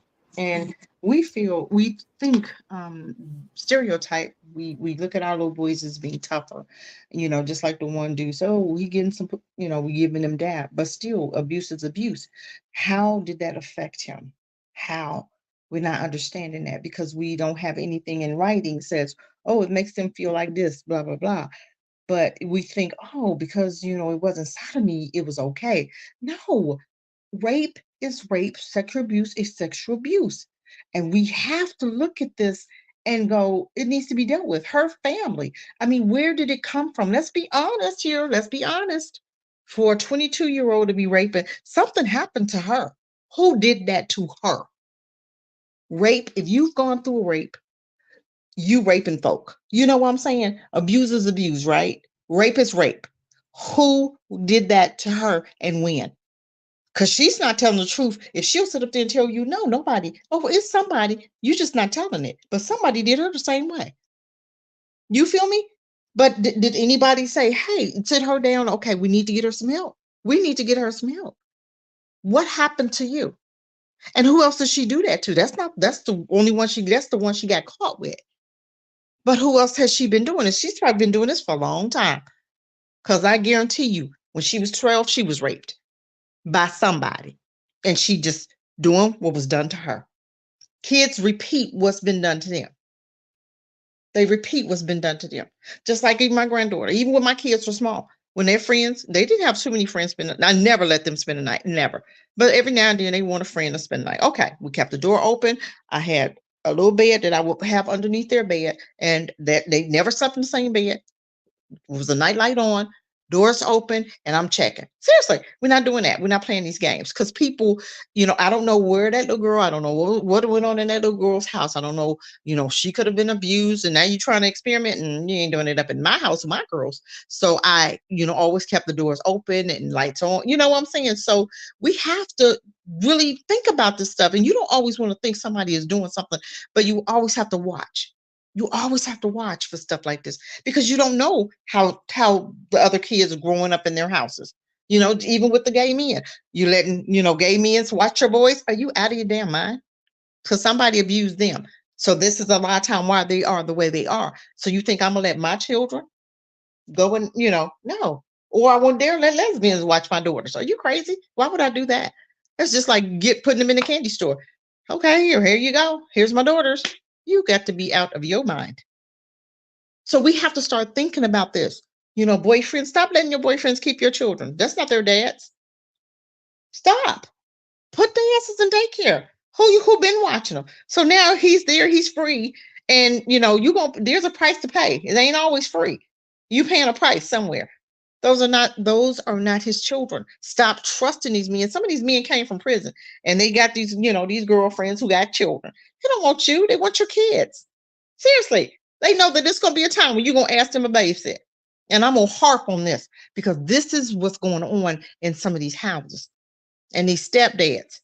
We have to be careful, period. Just because you trust them, you always have to make sure if you're dating somebody and say, for instance, you think that y'all finna get married or something and you bring them around your kids, ask your kids, how'd you feel around so-and-so? Did you feel comfortable? When I went to the bathroom, did he wink at you? Did he, did he make a noise? Did he look at you crazy? How many women are doing this? They're not asking your kids, how you feel around so-and-so? You feel okay? He ain't trying nothing. Yes, ask. How else are you going to know? If you don't ever ask, that conversation will never come up because they don't know it's okay to talk to you about that. You have to make children okay to talk about stuff like this. And some people, I never think about that. You should, because there's a lot of stuff going on right about. You got a lot of pedophilia. America's covered with it. And then they take their answers over there to Africa because I saw it when I was there. White man had a 2-year-old baby. What the hell you got this baby? Where is the mama? Because I know it ain't yours. I'm looking at my daughters like, Mom, calm down. Because, I'm getting hot. Because I see this grown-ass man with this baby. Who is her mother? And why are you with her without her mother? So you know my man is going there, right? Because why are you here? And we know what they do when they come to Africa. They're using these little boys. And I've seen when I was there, and Africa has a lot of those pedophiles coming there. And these women, they don't know about these men. They think, oh, you want my baby for $20? Okay, they're not thinking of, oh, $20? Oh my God. They're not thinking about what they're doing with them kids. What do you think they're doing with her? Oh, I don't know. What do you mean you don't know? Who would come and offer you $20? What do you think they're getting ready to do with your child? You don't think about that, but they hungry. So, well, she'll never remember it. Well, yes, she will. You know what I'm saying? So this stuff needs to be addressed, all of it, because we got a whole lot of pedophiles in Africa, in America, period, going to visit the continent. It was bad in the Gambia back in the day. Remember the Gambia? They would hit the Gambia all the time. Senegal, Gambia, they would hit that place like crazy because that's the poorest country. I don't know if this is the poorest, but I know it's a poor country, more so than Tanzania and Dar es Salaam. You know what I'm saying? So they went into those other areas that was more poor than other continents. But this is stuff we need to be talking about. You know, and a lot of people say, "Oh, well, she should have been taken care of." We're gonna get you some help. We're gonna get you some help, and it's mandatory for you to get some help with the young lady that raped the little 12-year-old. It's mandatory. She needs some help, and if she don't get no help, then I'm gonna beat your ass. Seriously, you either gonna get your ass beat or you gonna get the help you need. I'm giving you an opportunity to fix it, okay? Because I know that if you don't fix it, you're gonna come after somebody else's. So now I'm gonna have to go and do what I need to do to make sure you don't come after. You know what I'm saying? To make sure and that family needs to take care of her. If she refuses to get help, then every time you see her, you're gonna beat her ass. Every time you see her, either you gonna get some help, or I'm gonna help. I'm just gonna do what I need to do because you've damaged my child. You've damaged my 12-year-old. So now I'm gonna have to do to you not what you did to him, but the consequence of doing what you did to him. This is a consequence every time I see you. So either you get some help, or I'm gonna help you to make sure you don't. Every time you see me, I'm gonna bring back some memories. So I'm gonna try to help you out so that you don't want to touch somebody else's child. Seriously, you know what I'm saying? And then I'll put you out there. I'm gonna put you out there. You're nasty. You gotta watch your kids. Even if I gotta put her face on Facebook. Seriously, this needs to be handled and taken care of. We had this stuff. We had cousins. We had grandmas. We had grandpas. We had. Why we had them? Why are you protecting them? One of my girlfriend, her daughter was raped. You think I would handle that? When she reported. I'm not reporting nothing because I already know that system. I'm not reporting nothing. I'm gonna handle my business. You want to rape somebody? Okay. I'm just saying, we're not doing that. This stuff needs to be addressed in our community. Put them out there. If you're gonna get some help, or I'm putting your whole face out there. This person right here is raping 2-year-olds, raping 10-year-olds. You know what I'm saying? I rest my mic. Yeah, definitely. What you think, my brother Anthony? You on mute? Yeah, yeah, that's a trip, man. I'm like, because you know what? It's all right. So look, I'm gonna throw it right here.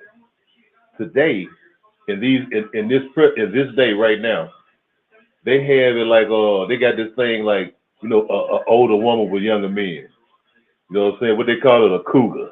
They call her a cougar. Mm-hmm. You see, they call it a cougar. So this society, man, these people so evil, man. They normalize anything.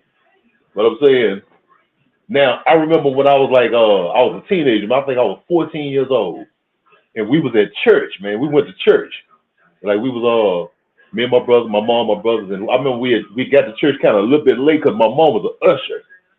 And so she was they was talking to the usher. And we was in the hallway back there, like before you go into the congregation. And it was this lady, she was like about 27, 28. And she knew my mama. Her and my mama, they knew each other real cool. They were cool. And I never will forget this, man. We were standing in the hallway, me and my brothers, and she had walked up to me and like put me up against the wall, man, like this. You know how a man and a woman, grown man and woman, how they being affectionate in public. Like he go up to her, kissing on the cheek and stuff. And she had straight up kissed me on the lips, man. And like my brother them, this is the funny thing about it. See, my brother them thought it was cool. They were like, ooh, ooh, like this. I felt violated like a motherfucker. You know what I'm saying? Because it caught me off guard. You know what I'm saying? I was like, man, what the let know it, man? I wouldn't. I was young, man. I ain't never had no girlfriend. And it tripped me out, man. Like later I was thinking about it, my brother, and we was talking about it, man. Man, look at man, you lucky, man. She kissed. And I was like, to me, I said, but you know what? I said, but maybe something I just didn't feel right about it. You know what I'm saying? I just didn't feel, it just didn't feel right at all, man. I don't know, maybe because she wasn't that good looking or what, I don't know. But I Did just you didn't tell feel your right. mom? Did you ever tell Yeah, your mom? no, hey, I look first. I hate. I didn't say it at first because I know her and my mom was cool. She was like younger than my mom, but I didn't say nothing about it. But then later I had told her, I said, "Mama, no, that lady had kissed me." You know what I'm saying? And I don't know if my mama had said something to her about it, but I know, like the next time I had seen her, like that next week at church when I seen her, she was like, she wouldn't even look at me. And so I mean, I'm Oh thinking, yeah, I your think mama said something to her. my mama probably So how told did her that something. make you feel though? How did that I make mean, you I, feel as a person? I mean, it. I mean, I just, you have a sense there's like something wrong.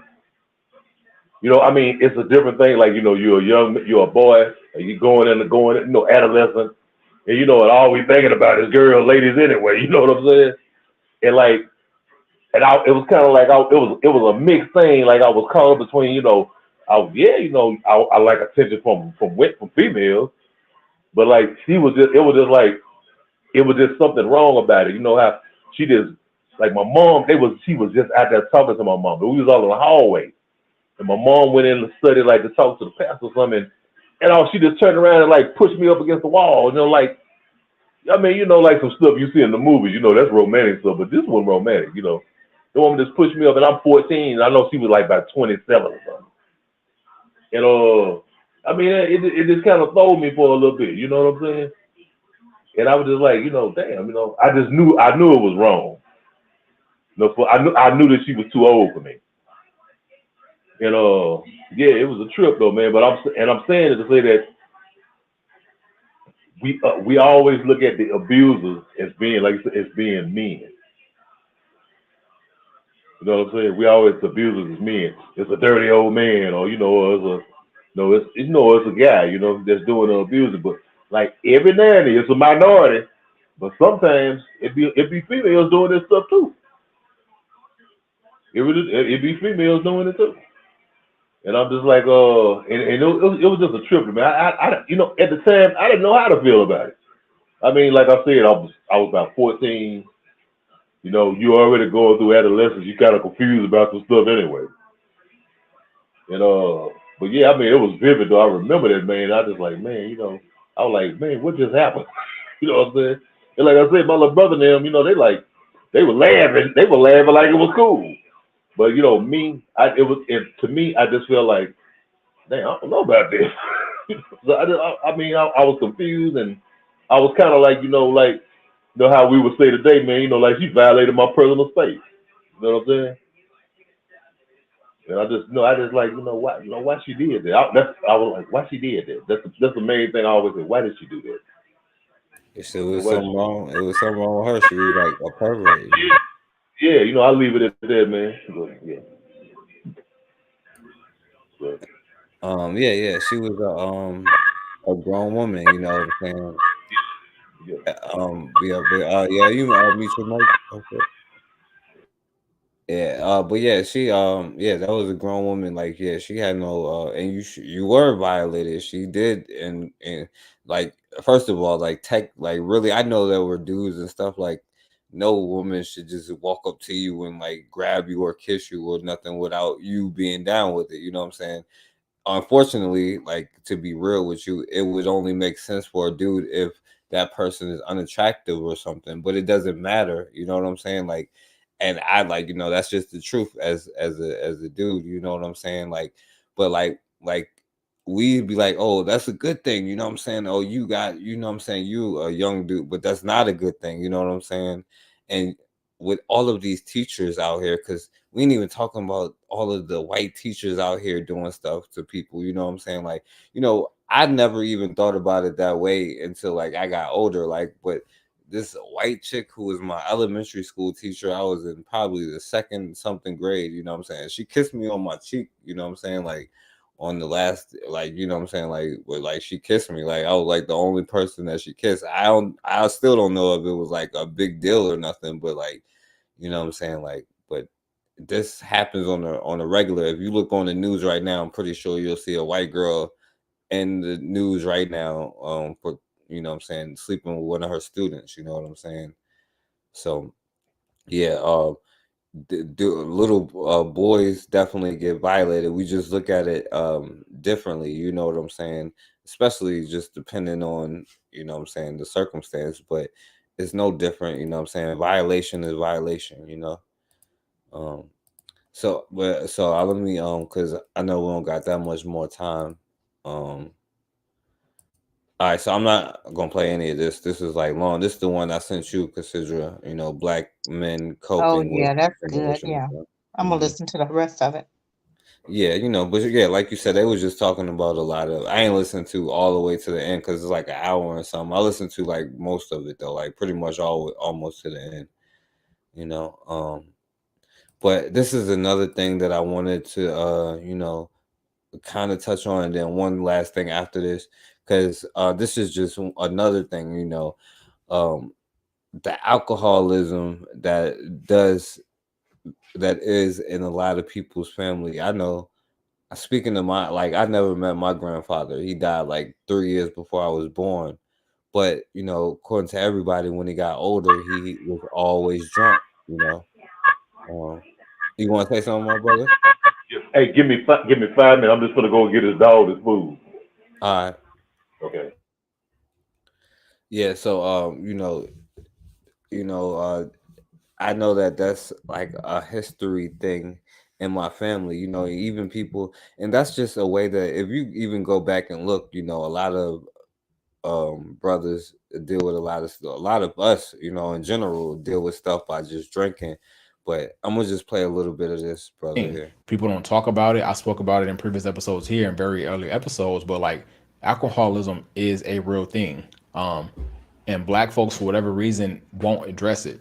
In my family, there's a lot of alcoholics, there's a lot of functioning alcoholics, and the conversation of not drinking alcohol does not happen a lot. And so it's just like a continuous cycle of, you know, we grow up, we have good times, we indulge in drinking alcohol, and it's passed down.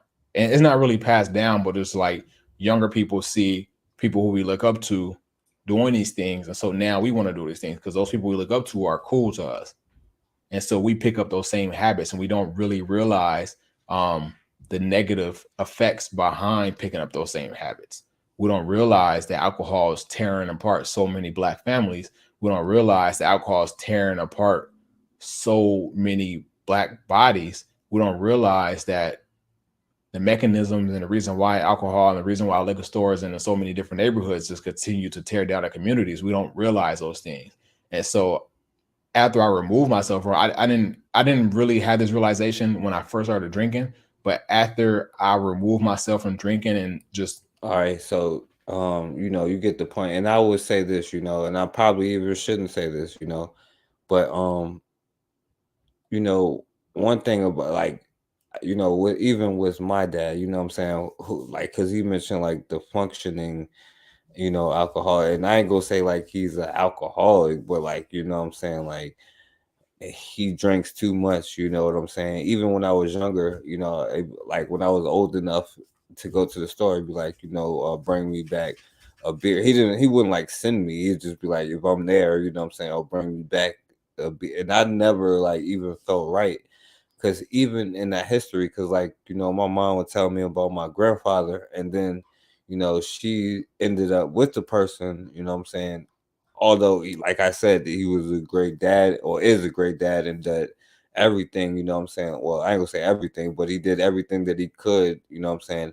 But it took me getting older to realize, like, you know, he has like a lot of anger because like he's a black man in America, you know what I'm saying, and you gotta work all day, and you know what I'm saying, this is your only form of release. You can't show no weaknesses, you know what I'm saying. He couldn't show me no weaknesses for sure, you know what I'm saying, like, and he is like so much anger, and I don't even know about the trauma that he may have had, even though I might have it in my DNA, you know what I'm saying, and I don't even know about it.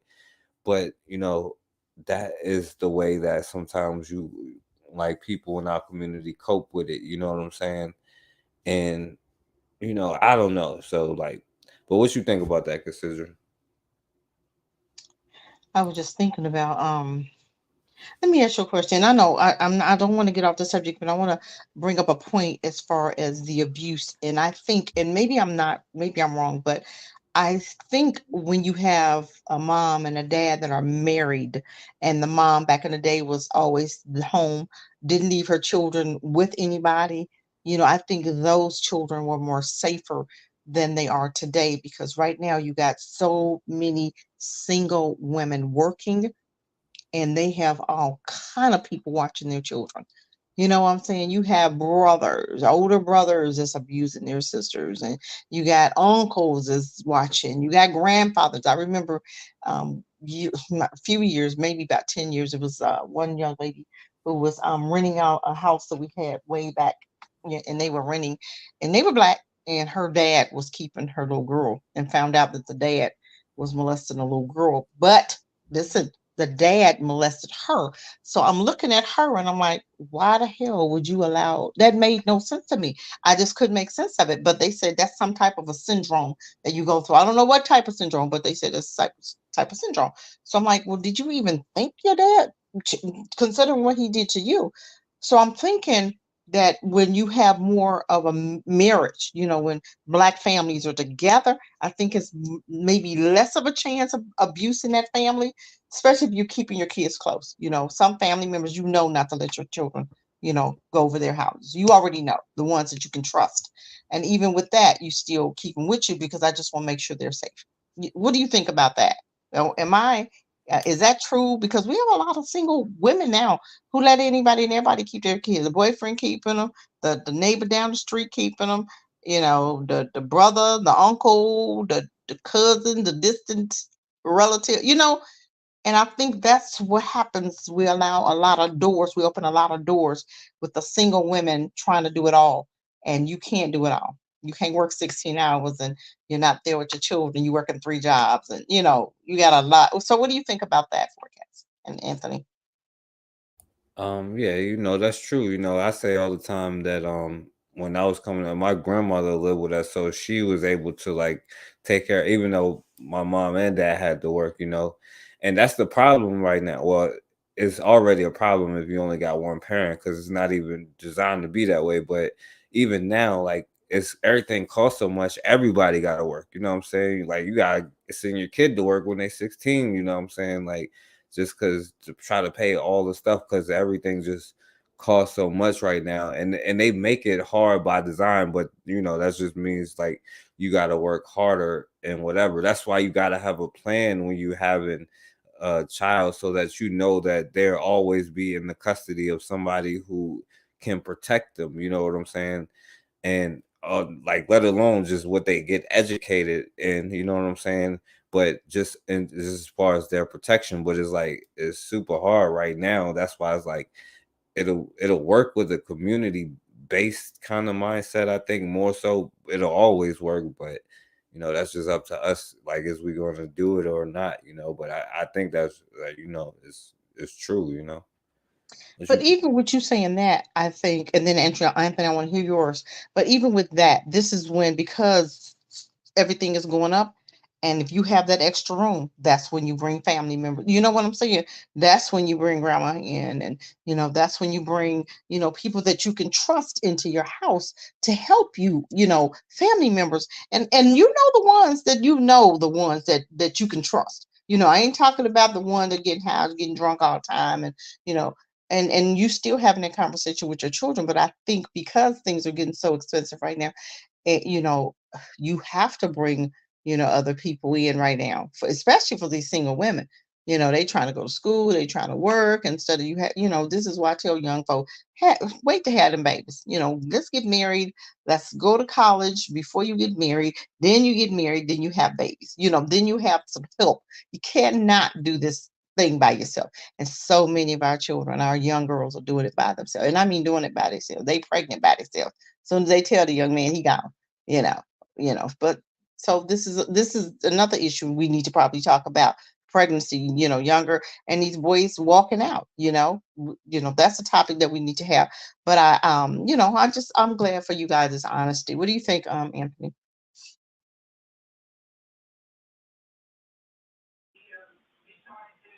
Yeah, can y'all hear me?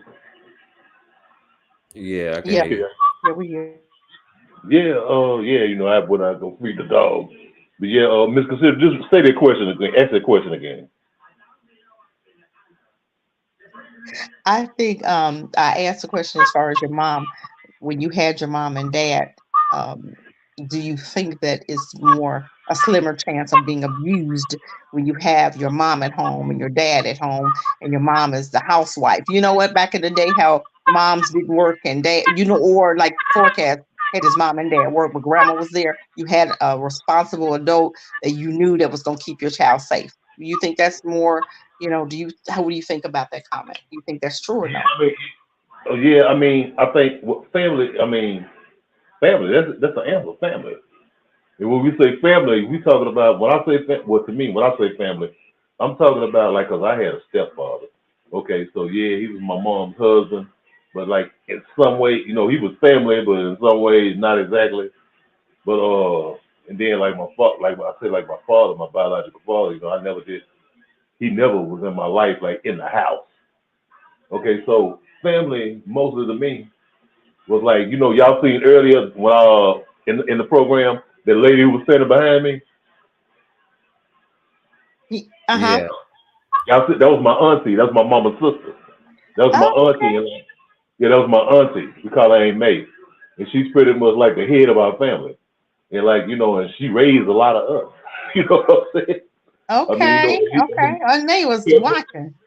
and she helped in the raising. Yeah, she just stopped by the house to come and see me. And I told her I brought her in. Forecast had went to a prompt. Well, I wanted her to say something, but you went to a prompt. Oh, yeah, my But bad, anyway, my bad, bro. You could have jumped in. You could have said something. My bad. but see, like she's my mom's oldest sister, and like and she was almost like a mom to my sister. I mean, a sister to my mom. I mean, a mom to my mom. She's like that's how she was like a mom to a lot of us. But yeah, and it was people like her. That's when I say family. I'm talking about like her. Like even to this day, my auntie is still in my life, helping me do a lot of stuff. So when I say family, that's what I'm talking about. I'm talking about your aunties, and you know the women, those great women in your family, like great grandmama, people like that. You know what I'm saying? Who raised children. You know what I'm saying? Who got that magic. You know what I'm saying? Who got grandma's hand. You know what I'm saying? So that's what I say. That's the kind of environment that your children need to grow up in, and that's the kind of environment that we grow up in, for the most part. You didn't have stuff like that. We didn't have that kind of like that abuse thing going on. No, not like no, we didn't have that. I'm quite sure it happened somewhere.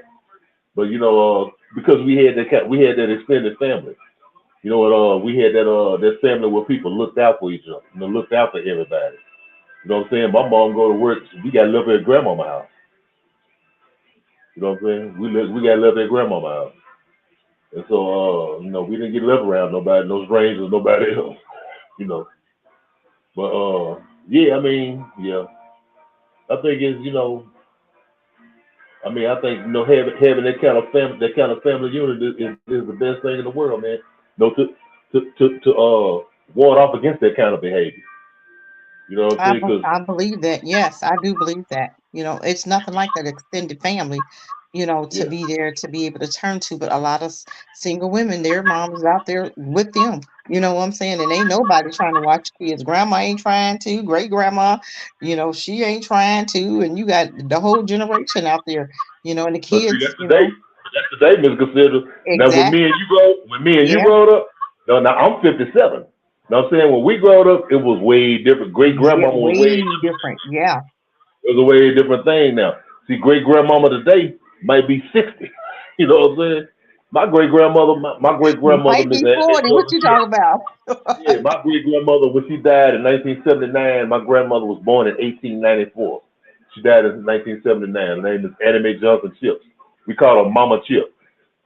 We call her Mama Chip. And all them children, when we was born, you know what I'm saying? She held all of us. You know what I'm saying? And like they had a thing back in the day called like Morgan the Baby. I don't know if you remember that.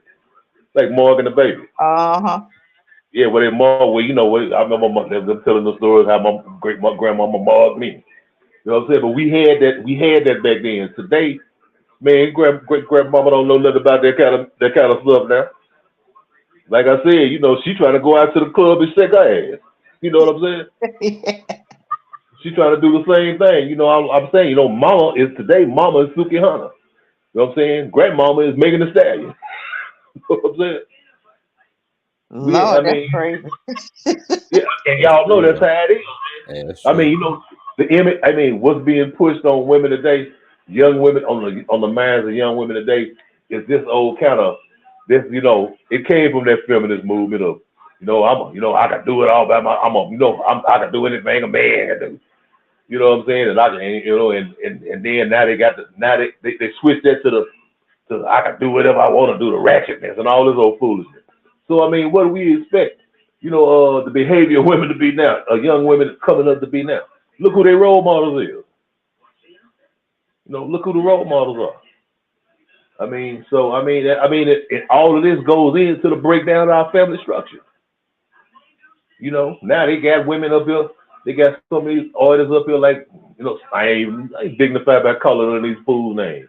But I'm just saying, they coming out, seeing all kind of stuff, and girls and young girls and young women, regular people like us, common people listening to them for advice. Like, yeah, I know that's right, and all this old stupidness, you know what I'm saying? And who raising the children? You know what I'm saying? Look at the role model, and the guy and the brothers ain't no better. Look at that, look at the brothers. Look who they role models is. All this foolishness. I mean, what do we expect? What we expect to happen. So I mean, and it's people like us who gotta, like, one person at a time, reclaim what we need to reclaim. We can talk about it all we want to and see how bad it is, and it's bad. But I'm saying, it's gonna be a long, hard fight, and we're gonna have to get them just one at a time. Hey, if we can win this one battle, okay, that's a victory. And let's claim that victory. And then maybe we could try to claim another victory and another victory. And eventually, we'll have a whole bunch of victories. But that's just what we got to do, though, man. Because see, it is what it is right now. It is what it is, and we just got to go out. We just got to keep doing the work, doing the job, one day at a time, year after year. Try, we gonna take losses sometimes. But if we could just say just a handful of them, I'll leave it at that. No, yeah, you're right, my brother. And hold on, I'm muted. Yeah, so and like both of y'all, and that goes into like the last thing I even want to talk about, right? My grandmother was born in 1921, right? Speaking of like generational trauma, like she used to tell me stories about, she only went to like the 4th or 5th grade or something like that, but she used to tell me stories about how she used to be walking home and from school. It was just like Emporia, Virginia, which is like just like the woods, like still cotton growing out there right now, like literally, and these white boys used to chase her home every single day, and I young didn't know no better, like, oh, they just playing, like, no, like they hold that whole thing, right? And that goes to like what I was saying about how the other older generations was like much different, compared to like what now. And the last thing, right, that I kind of wanted to talk about now, she's talking about when the children become adults, right? Because we're talking about generational. And I know like grandmothers aren't like, oh, like my grandmother was already in her 60s, when I was born, you know what I'm saying? And grandmothers aren't necessarily the same today, And now a lot of parents are losing their adult children is what she's speaking about, but it's really just a theme about it. But the conversation that parents are eventually going to lose is that children just need to honor their parents and be grateful to their parents no matter what. Mama, daddy, you gonna lose that argument eventually. There are many children who have been conditioned and guilted into staying around, regardless of what you do or how you've treated them. But they're waking up. They come through you, baby, but not for you. And this I don't owe my children anything crap. What you owe them is to treat them with honor, esteem, and respect. The parents who command it but don't understand that their children came to teach them too. Ooh, child. All right, so she said it like she said it, but and the point is like you, because I know I heard you talk about this even before, considering like even when you have a parent who's still dealing with their trauma, still trying to pass whatever trauma they got still onto you as an adult. You know what I'm saying? Like I know people don't even want to like cut off their family or nothing. Like I ain't telling nobody to do anything or nothing like that, but I'm just saying dealing with the trauma even as an adult from your parents, because like it took me to get older to realize like a lot of the stuff they're doing was something that happened to them in their childhood and they never got help. And I've heard one person be like, well, I'm at the age that I am now, you know what I'm saying? It is what it is. I am who I am now, I ain't doing that therapy stuff, or changing my ways pretty much. I'm setting my ways, all the expressions that black people have about, what I'm saying, this kind of stuff. But like, yeah, what you think about that though, consider as far as like, that goes. Well, I'm listening to what she just said, and I remember a couple years ago how, growing up, it was really rough for even me and my mom. We were never really super close, which was kind of sad because I always wanted that. But it used to be so hard for us to have a relationship that I got a book called Boundaries in Relationships, and I wanted to learn how do I create these boundaries, because when I would talk to my mom, have you ever talked to somebody, you got off the phone, you felt like shit?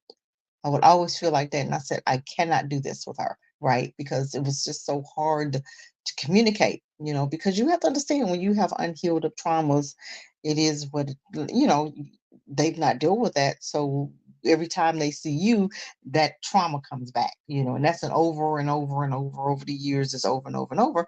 And it's very hard, to understand that, so I began to read about the boundaries and I began to put them in place. And when the conversation got hard, I hung up. Hey, gotta go, love you. Went on. And at one time it got so hard, I really literally gave her permission to, Mom, look, I understand totally. If you don't want to call, you call when when you feel better or whatever. Because I would call her and I would hear stuff in her voice, and I'm like, not a good day for her. So I would hang up. So I stopped calling her and I said, this is what I'm gonna do. When you want to talk, you call me, and I literally gave her permission to back away, to not call me. When you want to talk, you call me, and love her to death. Now but I cannot tolerate that, still that trauma that's there, right? So I talk to her when she calls me, and whether it's once a week or once every other week, but I let her call me because it's hard on her. And even now, it's still hard on her because when you've not dealt with that trauma, it never goes away. Even people say, oh, time heals old wounds. It doesn't. Not if that's a trauma, to be violated like that. And then you have to look at that person every day, all day, 20, for lifetime. That's hard, So I understood that. And I began to understand her pain. And I gave her permission, that it was hard. If it was a hard day, we don't have to talk. And yeah, I had to deal with it. Yeah, I wanted that close relationship, but I, came to terms long time ago that relationship was never going to be the way I wanted it to, the way you dream of a relationship like that, that me and my aunt had. So literally my aunt was the person I went to. And like I said, the universe or God, or whoever you call them, will always have that ram in the bush. You know what I'm saying? I guess that's where that name came from, because I always felt that my aunt was my ram in the bush. I would always go to her for that backup that I needed from my mom, that I couldn't get from my mom, but I got from her. So but yeah, I totally agree with what the lady is saying. You have to, um, you know, you have to be truthful with yourself. And even if, you need to apologize to your children, do. My daughters, I wasn't a perfect parent. If I thought I need to apologize, I did. Hey, I'm sorry, I'm not perfect, and I listened to them. Hey, how did that make you feel? And I do apologize for that. I didn't mind apologizing because I wasn't the perfect parent. And I knew that I still had my mom as my mom, you know, and I didn't want to do anything that would make them feel that I didn't love them. You know what I'm saying? So I was very careful as far as what I would say and how I would do stuff. And I'm not saying that I was perfect all the time. ever. I would never say that, but I was very careful to apologize if I needed to. I wasn't, one of those parents. Well, this is what it is. Yeah, hey, I can apologize, but I was still, hey, this is it. This is what it is. Even, but if I saw where I was wrong, I didn't mind, So we have to get to that point where we are just really paying attention to the traumas and paying attention to our actions, what comes out of our mouths, because what comes out of our mouth is so important when you have children because their childhood is everything. If you have a horrible childhood, pretty much if you don't come into some great mentors, you're gonna have a jacked up life. And I've seen it in some of my friends, who had horrible, horrible things to happen to them in their homes. And if they didn't, you didn't have some didn't have a mentor, and they, dead in jail and everything else. But the ones that, I had a mentor, So I just thank God for having those mothers when I needed them at different stages of my life, that would teach me and show me how to do it the way it needed to be done, So I rest my mic. Yeah, I definitely agree with that. What you think, Anthony? Yeah, man. I, yeah, I pretty much agree. I'm just glad. I guess I'm one of the lucky ones, I guess, because I mean I was fortunate enough to have had a family. I guess the family that I had, man. The people to support the support team around me, man. Because I mean it could have went bad, but it didn't. I had people that loved me, man. I had that gave me that love and the guidance and everything. But yeah. I mean, I just think, I'm fortunate. Man. I'm so blessed, man, to have had the people around me like that. Because I know everybody didn't have that. Didn't have the support like that. But dealing with trauma, and whatever, yeah. That's pretty much all I had to have that. I mean, I agree with everything y'all said we talked about. Yeah. I mean, that's true. I agree with you, my brother. I mean, I'm put on that jump. But yeah, my bad. I had to put on. But yeah, I agree with everything you were saying, my brother. Yeah, like you'd be surprised, my brother. Like like just growing up, like I think it's much more different now. But like growing up, like how much of my friends didn't have their fathers in their life. You know what I'm saying? And then the stuff that they got into compared to the differences with what I'm saying, everything that we got into. And what I'm saying, that is a lucky thing. Like nothing ever happened to me where I'd be like, yo, I felt violated. Nobody like never touched me or did nothing crazy to me. What I'm saying? I had, like you said, like a support system, you know what I'm saying? Like always an adult at my house. Like I couldn't do none of that crazy stuff at my house, you know what I'm saying? So like even my friend, we got to go outside and play basketball or something, you know what I mean? Like, and don't be running in and out the house. And you know what I'm saying? Like, we got discipline. Like, so we are like lucky because like that doesn't, it's like lit. And then it's like you look around because it's designed to straight be this way. It's designed to create all of this trauma for a reason, even from the financial thing, because that's trauma in itself, you know what I'm saying? Where we struggling to get like food and like what to eat and all that other stuff, and the like our families not being there. You know how much wealth and generational stuff has been taken from us. You know what I'm saying? Like my parents have their house when I was born. You know what I'm saying? Like like all of that like generational wealth is like just turned into generational trauma. You know what I'm saying? At this point, so like, and then we all dealing with our own stuff, and we all is like raised up to be tough because like you were saying, like, and the other person was saying in one of the things, like we be like, oh well, you got to be tough because that's what the world is, you know what I'm saying? And it's not like it's not true. It is true, we understand that, but it doesn't mean like it doesn't come with like trauma and the issues that come with it, you know what I'm saying? And until we can like be able to like speak with each other, and be able to do that, but I know we've been on here long.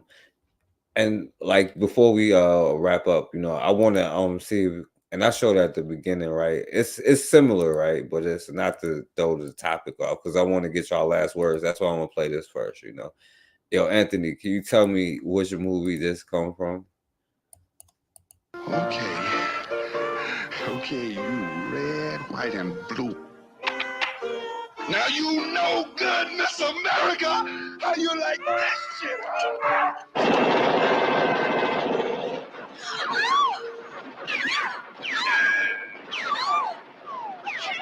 Okay, you win. Huh? I win? I won? Okay, yeah, boy. Hey, put down your gun. You won. You can take me. Come on, fella.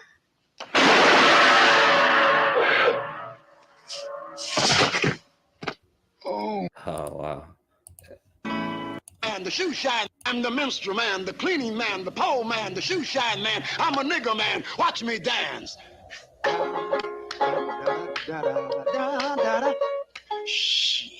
Yeah, I got the devil in me. Been waiting on welfare line, unemployment line, gas line since 9. Now I'm waiting on the pawn shop line. Yeah, I got the devil in me. Been shot on, pushed on, gassed on, passed on, red, white, and blue on. Now I'm waiting to turn on. Yeah, I got the devil in me. It's the man you see. I'm a natural black face, and up my sleeve I'm holding an ace that I won't die in disgrace. If I stop dancing and don't let you blow me anymore in the wind, cause I refuse to come. Help! Rape! Rape!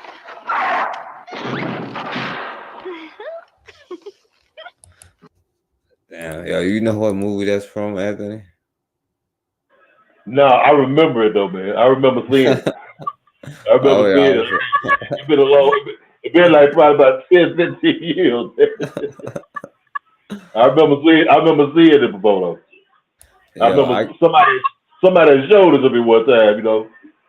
Yeah.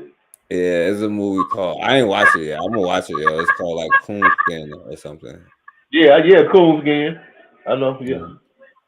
It's But old. It's real old, man. It's man. It's an old film, man. I mean, it go back a long way. yeah, and you know Yeah. what? I'm willing to bet that is like there has been white girls have probably raped black men in America way more than the other way around. You know what I'm saying? That's a fact. But I'm gonna let Anthony go because so yeah, Anthony, go ahead, give your last words because I'm gonna let Cassandra wrap it up. Okay. I'll say okay, look here. I'm gonna tell y'all something. Talking about our traumas and everything. In 1994, 1991, my brother got shot. My next to the youngest brother. He got murdered. It was a cold case for him, man. He got shot. We finally found out. We know who did it, but you know what I mean. It was some messed up stuff. But anyway, my brother had got killed, man. My brother, his name was Roderick Dwayne McPhail. He got killed. Okay, in 1997, I almost got murdered. I had by a friend, man. You know what I'm saying? We got in an argument. Alcohol was involved. We got in an argument. We got in a fight, and my friend pulled out a gun and shot me, man. You know what I'm saying? He pulled out a gun and shot me. I almost died.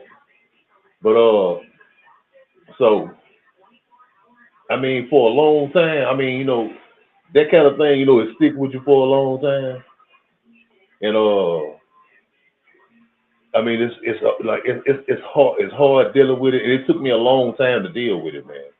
It took me a long time, to get past, to get past that kind of trauma and everything. And but what I'm saying is, you have to, we have to have safe spaces. Safe space. We need to create safe spaces where we can deal with things like this, man. What I mental health, the mental health thing, trauma, whatever way you want to call it. And I think that's a big thing, man. I think that that's something that we need to work more towards. I'm working more towards it, man. You know, we have study groups sometimes. You know, I have here in my house with some brothers, man. Some sisters sometimes come around. You know, we talk about things like that, man. You know, we talk about a lot of stuff, but we try to deal with our mental health, man, because it's a thing that, like I said, it's a thing that black men, especially brothers, that we don't deal with enough, man. Because you know we think it's a stigma with it about us being weak. You know what I'm saying? What the word is? Man up, man, man up. Everybody telling you to man up. You know what I'm saying? But I mean, you are manning up. You know, you manning up because you dealt with it. You know what I'm saying? And yeah, man, I think that's the thing, man. We need to, talk a lot about, man. I think something that we need to push, man. And yeah, I just want to see us do more of that. And we need to do more of, like the program we just had, man. You know, a lot of people probably run away from it. I mean, I ain't gonna lie. For a minute, we was talking about some stuff that almost made me want to run. You know what I'm saying? But I mean, but you know what? But I said, you know, I'm glad that I pushed through that, and I'm glad that I'm glad that we did the show, man. You know, I learned a lot from the sister, from you, and yeah, man. We need to do. Hey, let's keep doing it, man. Let's keep doing it. You know, and Yeah, I yield the mic, brother. yeah. And let me say this, 'cause I want Cassandra to have the last word. Yeah, first of all, sorry that happened to you, my brother. You know what I'm saying? I'm glad that, you all right in here today. And the thing about it is like, that's just what it is, as far as like the trauma that goes on. What's going on, my brother Maurice? And shouts out to Tracy Sutton that was in the building, and my brother Maurice in the building. The movie was called I just said it. Um Coonskin. But yeah, like, yeah, like all of that stuff, like with the trauma, like as black men, like especially if we say we got to come together, you know what I'm saying? How can we do that? We can't even like talk to each other, you know what I'm saying? And like be real with like the circumstances. That's a part of, like you said, as family stuff, you know what I'm saying? Like, but we don't look at each other as like family because we got to be like hard because we like, oh well, the world is out to get you, and then we train each other how to get each other, you know what I'm saying? And that's just not the way that you can build a community. And then, like, I don't care if it's just one person though, like we do need to, like, because I'm guilty of it too, like we need to like be able to find somebody to like talk to work through some of these issues, because like when you just getting another point of view on all of these topics, you know what I'm saying? Um, Even when you get another view of it, you can think differently about something. You can see like maybe, okay, yeah, now I see how. Because a lot of times people is gonna blame themselves and all of this stuff, but it's really deeper than you. It's like it's bigger than you. You know what I'm saying? And it's designed to keep you doing that. You know what I'm saying? To keep you in the whole thing. Because everything that we see is like trauma. We watch a movie. Oh yeah, well, a black person got to get killed. That's trauma. You know what I'm saying? We watch the news, the black person gets killed, is trauma. We look at the internet, black person get killed, is trauma. Or black people arguing, or you know, but just being able to talk to each other. But yeah, I'm gonna let Cassidra get the last word on all of this.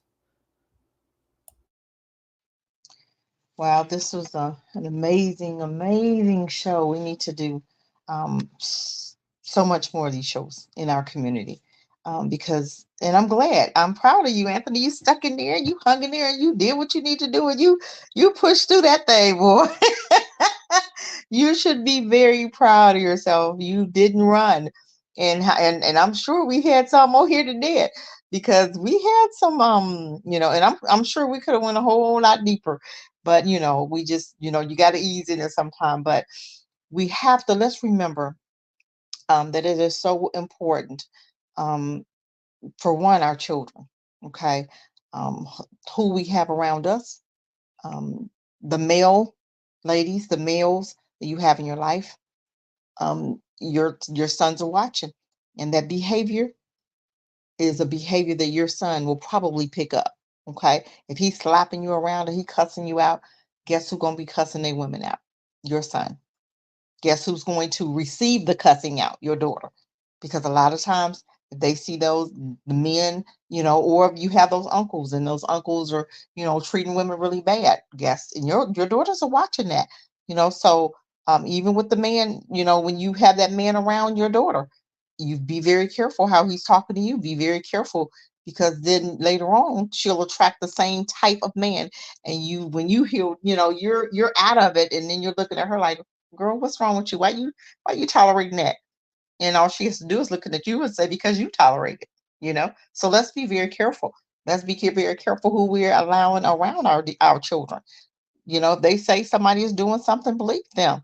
You know, um, Stop telling your sitter everything. Stop telling them when you're gonna be there. Stop telling them um, your hours at work. Let them keep them on their toes. If you think something, ladies, is going on, it's going on. If you feel something is going on with your child, it's going on. And even as some of these young men, they get older, they get very argumentative as they get 10, 11, and 12. And it's because their dads. It's because their dads are missing in action, because their dads aren't there. Childhood is everything, family. If your child, if you had a bad childhood, please get some help before you have children. Please go get some help, because we protrude that same trauma onto your children that America's putting on you, men. Okay, the same way America's treating our men with rage, trauma, drama, all this anger and hatred. We tend to put we can't put it back on them, so we turn it within. We turn it on ourselves. We start drinking. You know, we start getting high. Because you're so frustrated, you're so upset. My thing to that is, if we're creating our own businesses, and deal with them as less as possible, you can begin to heal a little bit of that. Don't go around them. You don't have to have them around you. They want to invest in your business, buy and get the hell out. You don't have to, stay around us. We don't need them around us. We have to heal. And the only way we're going to do that is for us to be on our own, is for us to do for us, is for us to separate. And until we get that in our mind, because a lot of time God is wanting us and trying to make us separate from them, and we're holding on to them for dear life. You think police brutality that's happened, that's been happening since the 60s, right? And what do? We came right back up under them. Why? Why? We weren't going through that because the defense was there. Some of these men with guns, they was defending their blocks. And then until we came together with them, we gave up everything. We gave up our communities. They didn't have a right in our communities before. We had our own police, but we didn't need them in our neighborhoods. We didn't need them around us. So now we gave up everything. Now you came up under them. Now you can't get rid of their answers. Because everywhere you look, there they are. But we can fix that. We can fix that. We can start buying up our land. We can start separating slowly but surely, start put things in place. Because we can stop what you see right now, police brutality. We can stop that today if we wanted to. How? Holding our finances, holding our monies, stop purchasing, stop buying from them, and us start creating our own stores, start pulling our monies together. I'm always talk about pulling our monies together, because until we do for us, nothing is going to change. None of these traumas will heal. We can't heal. You can't get abused in a house and still stay in the house and get healing. That's not going to happen. That'll never happen. Never. So we have to start changing our dynamics and changing our lives. Because our babies, they do as they see us do. Seriously. So what are we willing to do? Are we willing to take that chance? Are we willing to maybe bring in grandma, bring in great grandma, instead of putting her in a nursing home? Hey, bring her in your house. Why would you know what I'm saying? We have to pull on that extended family right now, because everything is so expensive. It's gonna take all of us to come together. And it may be it may be 5 members. It's like the Mexicans, it be 10 in one house. Okay, we may have to do that, whatever it's gonna take. But you make sure that they're safe for your babies. You make sure you make it your business to keep your children safe. You make it your business that if they even look like somebody is doing something, that you handle your business. You have to be there for your babies. And there's no other way that we can do it. There's no other way but to separate. And I keep saying that because I mean that. Because you don't have to deal with them every day. We don't have to deal with them at all. We start creating our own places, manufacturers.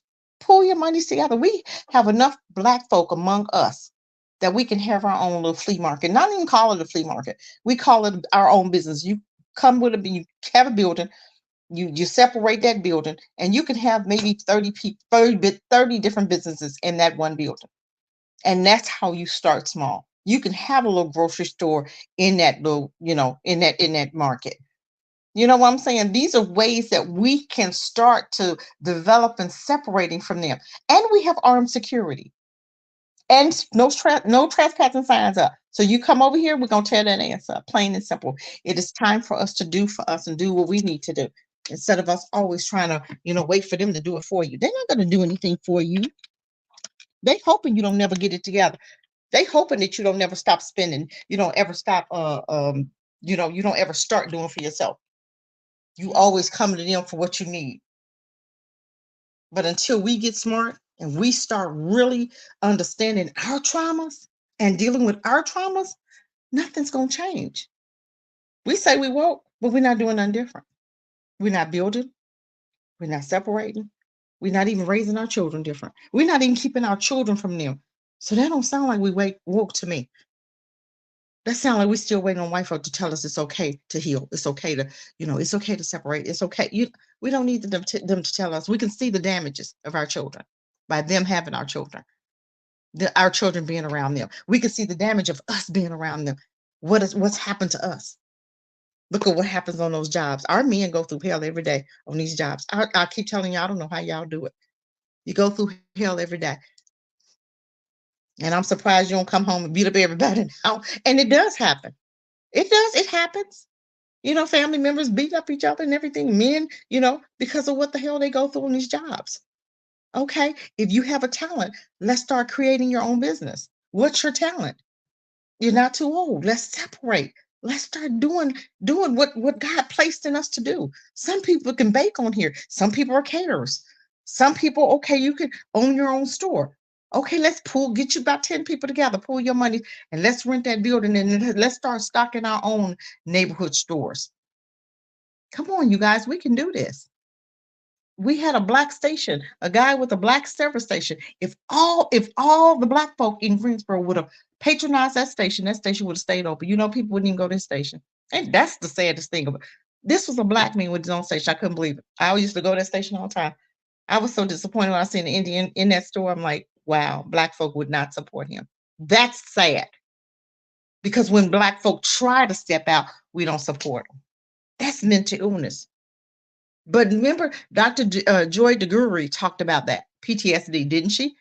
Post-traumatic slave syndrome, right? It's real. That's a real thing. Woolly syndrome, that's a real thing.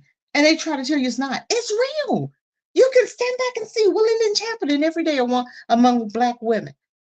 And we can see the PTSD happening amongst Black men every day, all day. We need healing. We need to get therapy. It's mandatory. And Black folks still say, oh, that's white folk stuff. No, that's Black folk. That needs to be Black folk stuff now. Because we need that. We need these mothers, older ladies, that can tell us how to be moms, how to take care of babies. We need our husbands. We need to stop laying down with all these men having babies by 5 and 6 and 7 men. Come on, you guys. We can do better. It's up to us. If we're going to heal, it's going to be up to us. It's some stuff we got to stop doing. Older women, you see these young girls walking around looking crazy. You have a right to say something to them. You have a right. Seriously. And that's what we have to get back to. And if your child, if that young woman say something to you, then her parent should give her a right to slap the hell out of her. You don't disrespect. We're here to train and teach. It's time for us to get back to that. We have to. This is what we leave into our children is a mess. This is a mess. I don't want to leave this to my granddaughter. Only folk look like they got some sense in the Muslims. I'm just saying. My granddaughter went to a Muslim school. I'm just saying. We got to do it. We got to get back to the basics of raising our daughters. We got to turn off some of these, Megan Thee or whoever. I don't even know some of the names. Cardi B, I know the one. We got to get away from that. Ain't no way you should be letting your child listen to that music. Turn it off. You each one heal in your house. You start with your child. You start with your son. You start with your daughter. You start with your granddaughter. You start somewhere. If you're older, your children are grown, you start with your grandchildren. You start somewhere. So when they come to your house, this is how we do it here. My granddaughter knows when you come here, this is how we do it. When you go home, this you can do whatever way you want to, but when you come here, these are the laws here. We have to start somewhere. And I rest my mic. No, yeah, I appreciate it. And by the way, Cassidra, I'm sorry I was late. To next week, I'm gonna try to be on time for 8:30 next week. No, we understand. 8:39 is okay. I understand. It's all good. Yeah, I'll be. And so I definitely appreciate it. And by the way, and yeah, you're right. It's up to us to solve all of that stuff. And by the way, I want to ask you a question because, even though I didn't see it as trauma, you know what I'm saying, but as an adult, and by the way, this white teacher married a black dude, right? But consider, what would you do if you had a elementary school son and you seen a white girl put her thin monkey lips on him? How would you feel about that? You mean what is he what in what school? I mean, is he elementary school? Yeah, elementary school. I was in And she was a teacher? second or third grade. Yeah, she was a teacher. Oh no, that ain't happening. What in the world going on with that? I'm just saying, what are we doing here? That is an issue for your mom to have handled, you know. But if you didn't tell it, this is why we Yeah, I ain't saying communicate with that. our children. But see, this is why that communication is good. Didn't I tell you nobody, nobody touching, nobody put, that communication is good. If that's a communication in the house, then immediately you'd have went home and said, I guess what? So, sister, Miss, what's her name? Kissed me today. And I'm coming up there today if it's not too late, but I'll be there first thing in the morning because I need to understand why you putting your lips on my child. I need to understand that. But see, that conversation has to be had. And in a lot of homes, these conversations aren't being had. So this is why a lot of stuff is happening in these homes. And children aren't, they 12, 13, 14, 15, 20 before the mom even knows. I have a girlfriend, and her daughter's acting out. Like the girl's like 25, 23, 24, 25. And I'm telling my girl, something happened. What happened? I don't know, Cassie.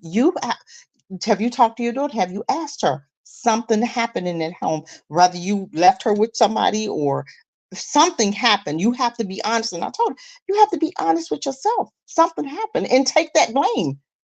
Did you not protect her? This is a hard conversation for a lot of Black folk because we know our children. We know. And we know our mates. We know people we've dated. We know situations. We know if we've let our ex-boyfriends, or we know if the neighbor, we know. I have a friend that was raped 9 times by neighbors from 9 on. Do you think her mom didn't know that? Mom called her fast. Was she really? How did she get fast? You understand what I'm saying? We have to start listening. We have to start listening to our babies. They're not, if you see your child and they're really sexual, get really, just like, remember that one video where the little white girl was in the barn with the little black baby and they were probably like 3 or 4. Where'd she learn that from? That came from somewhere. And people thought that was cute. That's not cute. That's abuse. That's a sign of abuse somewhere. Because how else would she know to do that? You understand what I'm saying? See, that stuff needs to be handled. That stuff needs to be talked about. Her mom and dad should have taken her. Come here, baby. Let's talk. Let's have a talk. Or mom, at least. You understand what I'm saying? It's time to have a conversation, family. It's time to get that help that we need. Now, we are at 911 and we have to start somewhere. And why not now?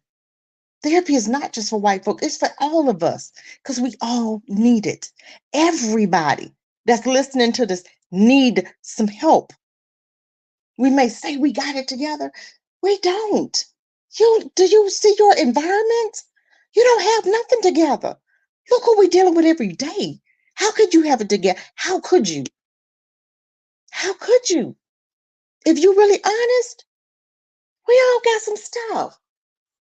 We need our own island. That's what we need to get away from some of these demons, because that's what they are. These people are evil. Do we understand that? Evil as hell. And they don't mean no good for you. And every law that they come, every time they encounter your child, is for their detriment. Nothing they do for us is for our good. Nothing. Nothing. I don't care if they give your child a piece of candy. It's probably some poison in it. Or later they gonna say, "Ooh, he stole that candy from me," and no dang on well they gave it to him. You understand what I'm saying? So we have to start even teaching our children that. Be very careful. You don't have to don't take stuff from, especially them. Even if they show their teeth, we still gonna watch because they're getting ready to bite. Yeah. I rest my mic. No, yeah, that's the truth. You know what I'm saying? Because it ended up like so many other. Thank God, you know what I'm saying? It was like 2000 or something, or 1990 something. Is But that Brother Maurice over there? Brother Maurice, welcome. yeah. I just looked at the chat. Welcome, welcome. Thank you, and by the way, thank you, my brother Anthony, for joining us. Like, Yes. the first one to come on here and join us. So we like Yes. more of y'all to come and join us. It was people in here, but you know, nobody was really saying nothing. So shouts out, Raw was really the only one commenting. Shouts out to Raw. Shouts out to my brother Maurice. Shouts out to Tracy. Bakari was in here. Oni. Welcome. Yeah, I appreciate all of y'all for coming through, you know, and y'all join the conversation. I don't know what it's gonna be next time, but we'll come up with something. You know, Absolutely. yeah. So we're gonna be back. I'm gonna try to be back on time next week at like 8:30. So you know, We're gonna say 9 because that's when you usually make it. It's okay. I'm gonna be running through the door like, yeah, yo. It's okay. How about we just do 9, y'all? We're gonna do 9 because Wordcast can't do 8:30. We're gonna do 9. Well, no, yeah. Well, yeah. So I appreciate it. I definitely appreciate you. This was another great one, Cassidra. So thank Yeah. you. Thank you for the opportunity. Thank you. So I appreciate it, and yeah, and we's definitely sick. And as always, man, we have got to start standing for something, or we're gonna keep falling for anything. Peace, family.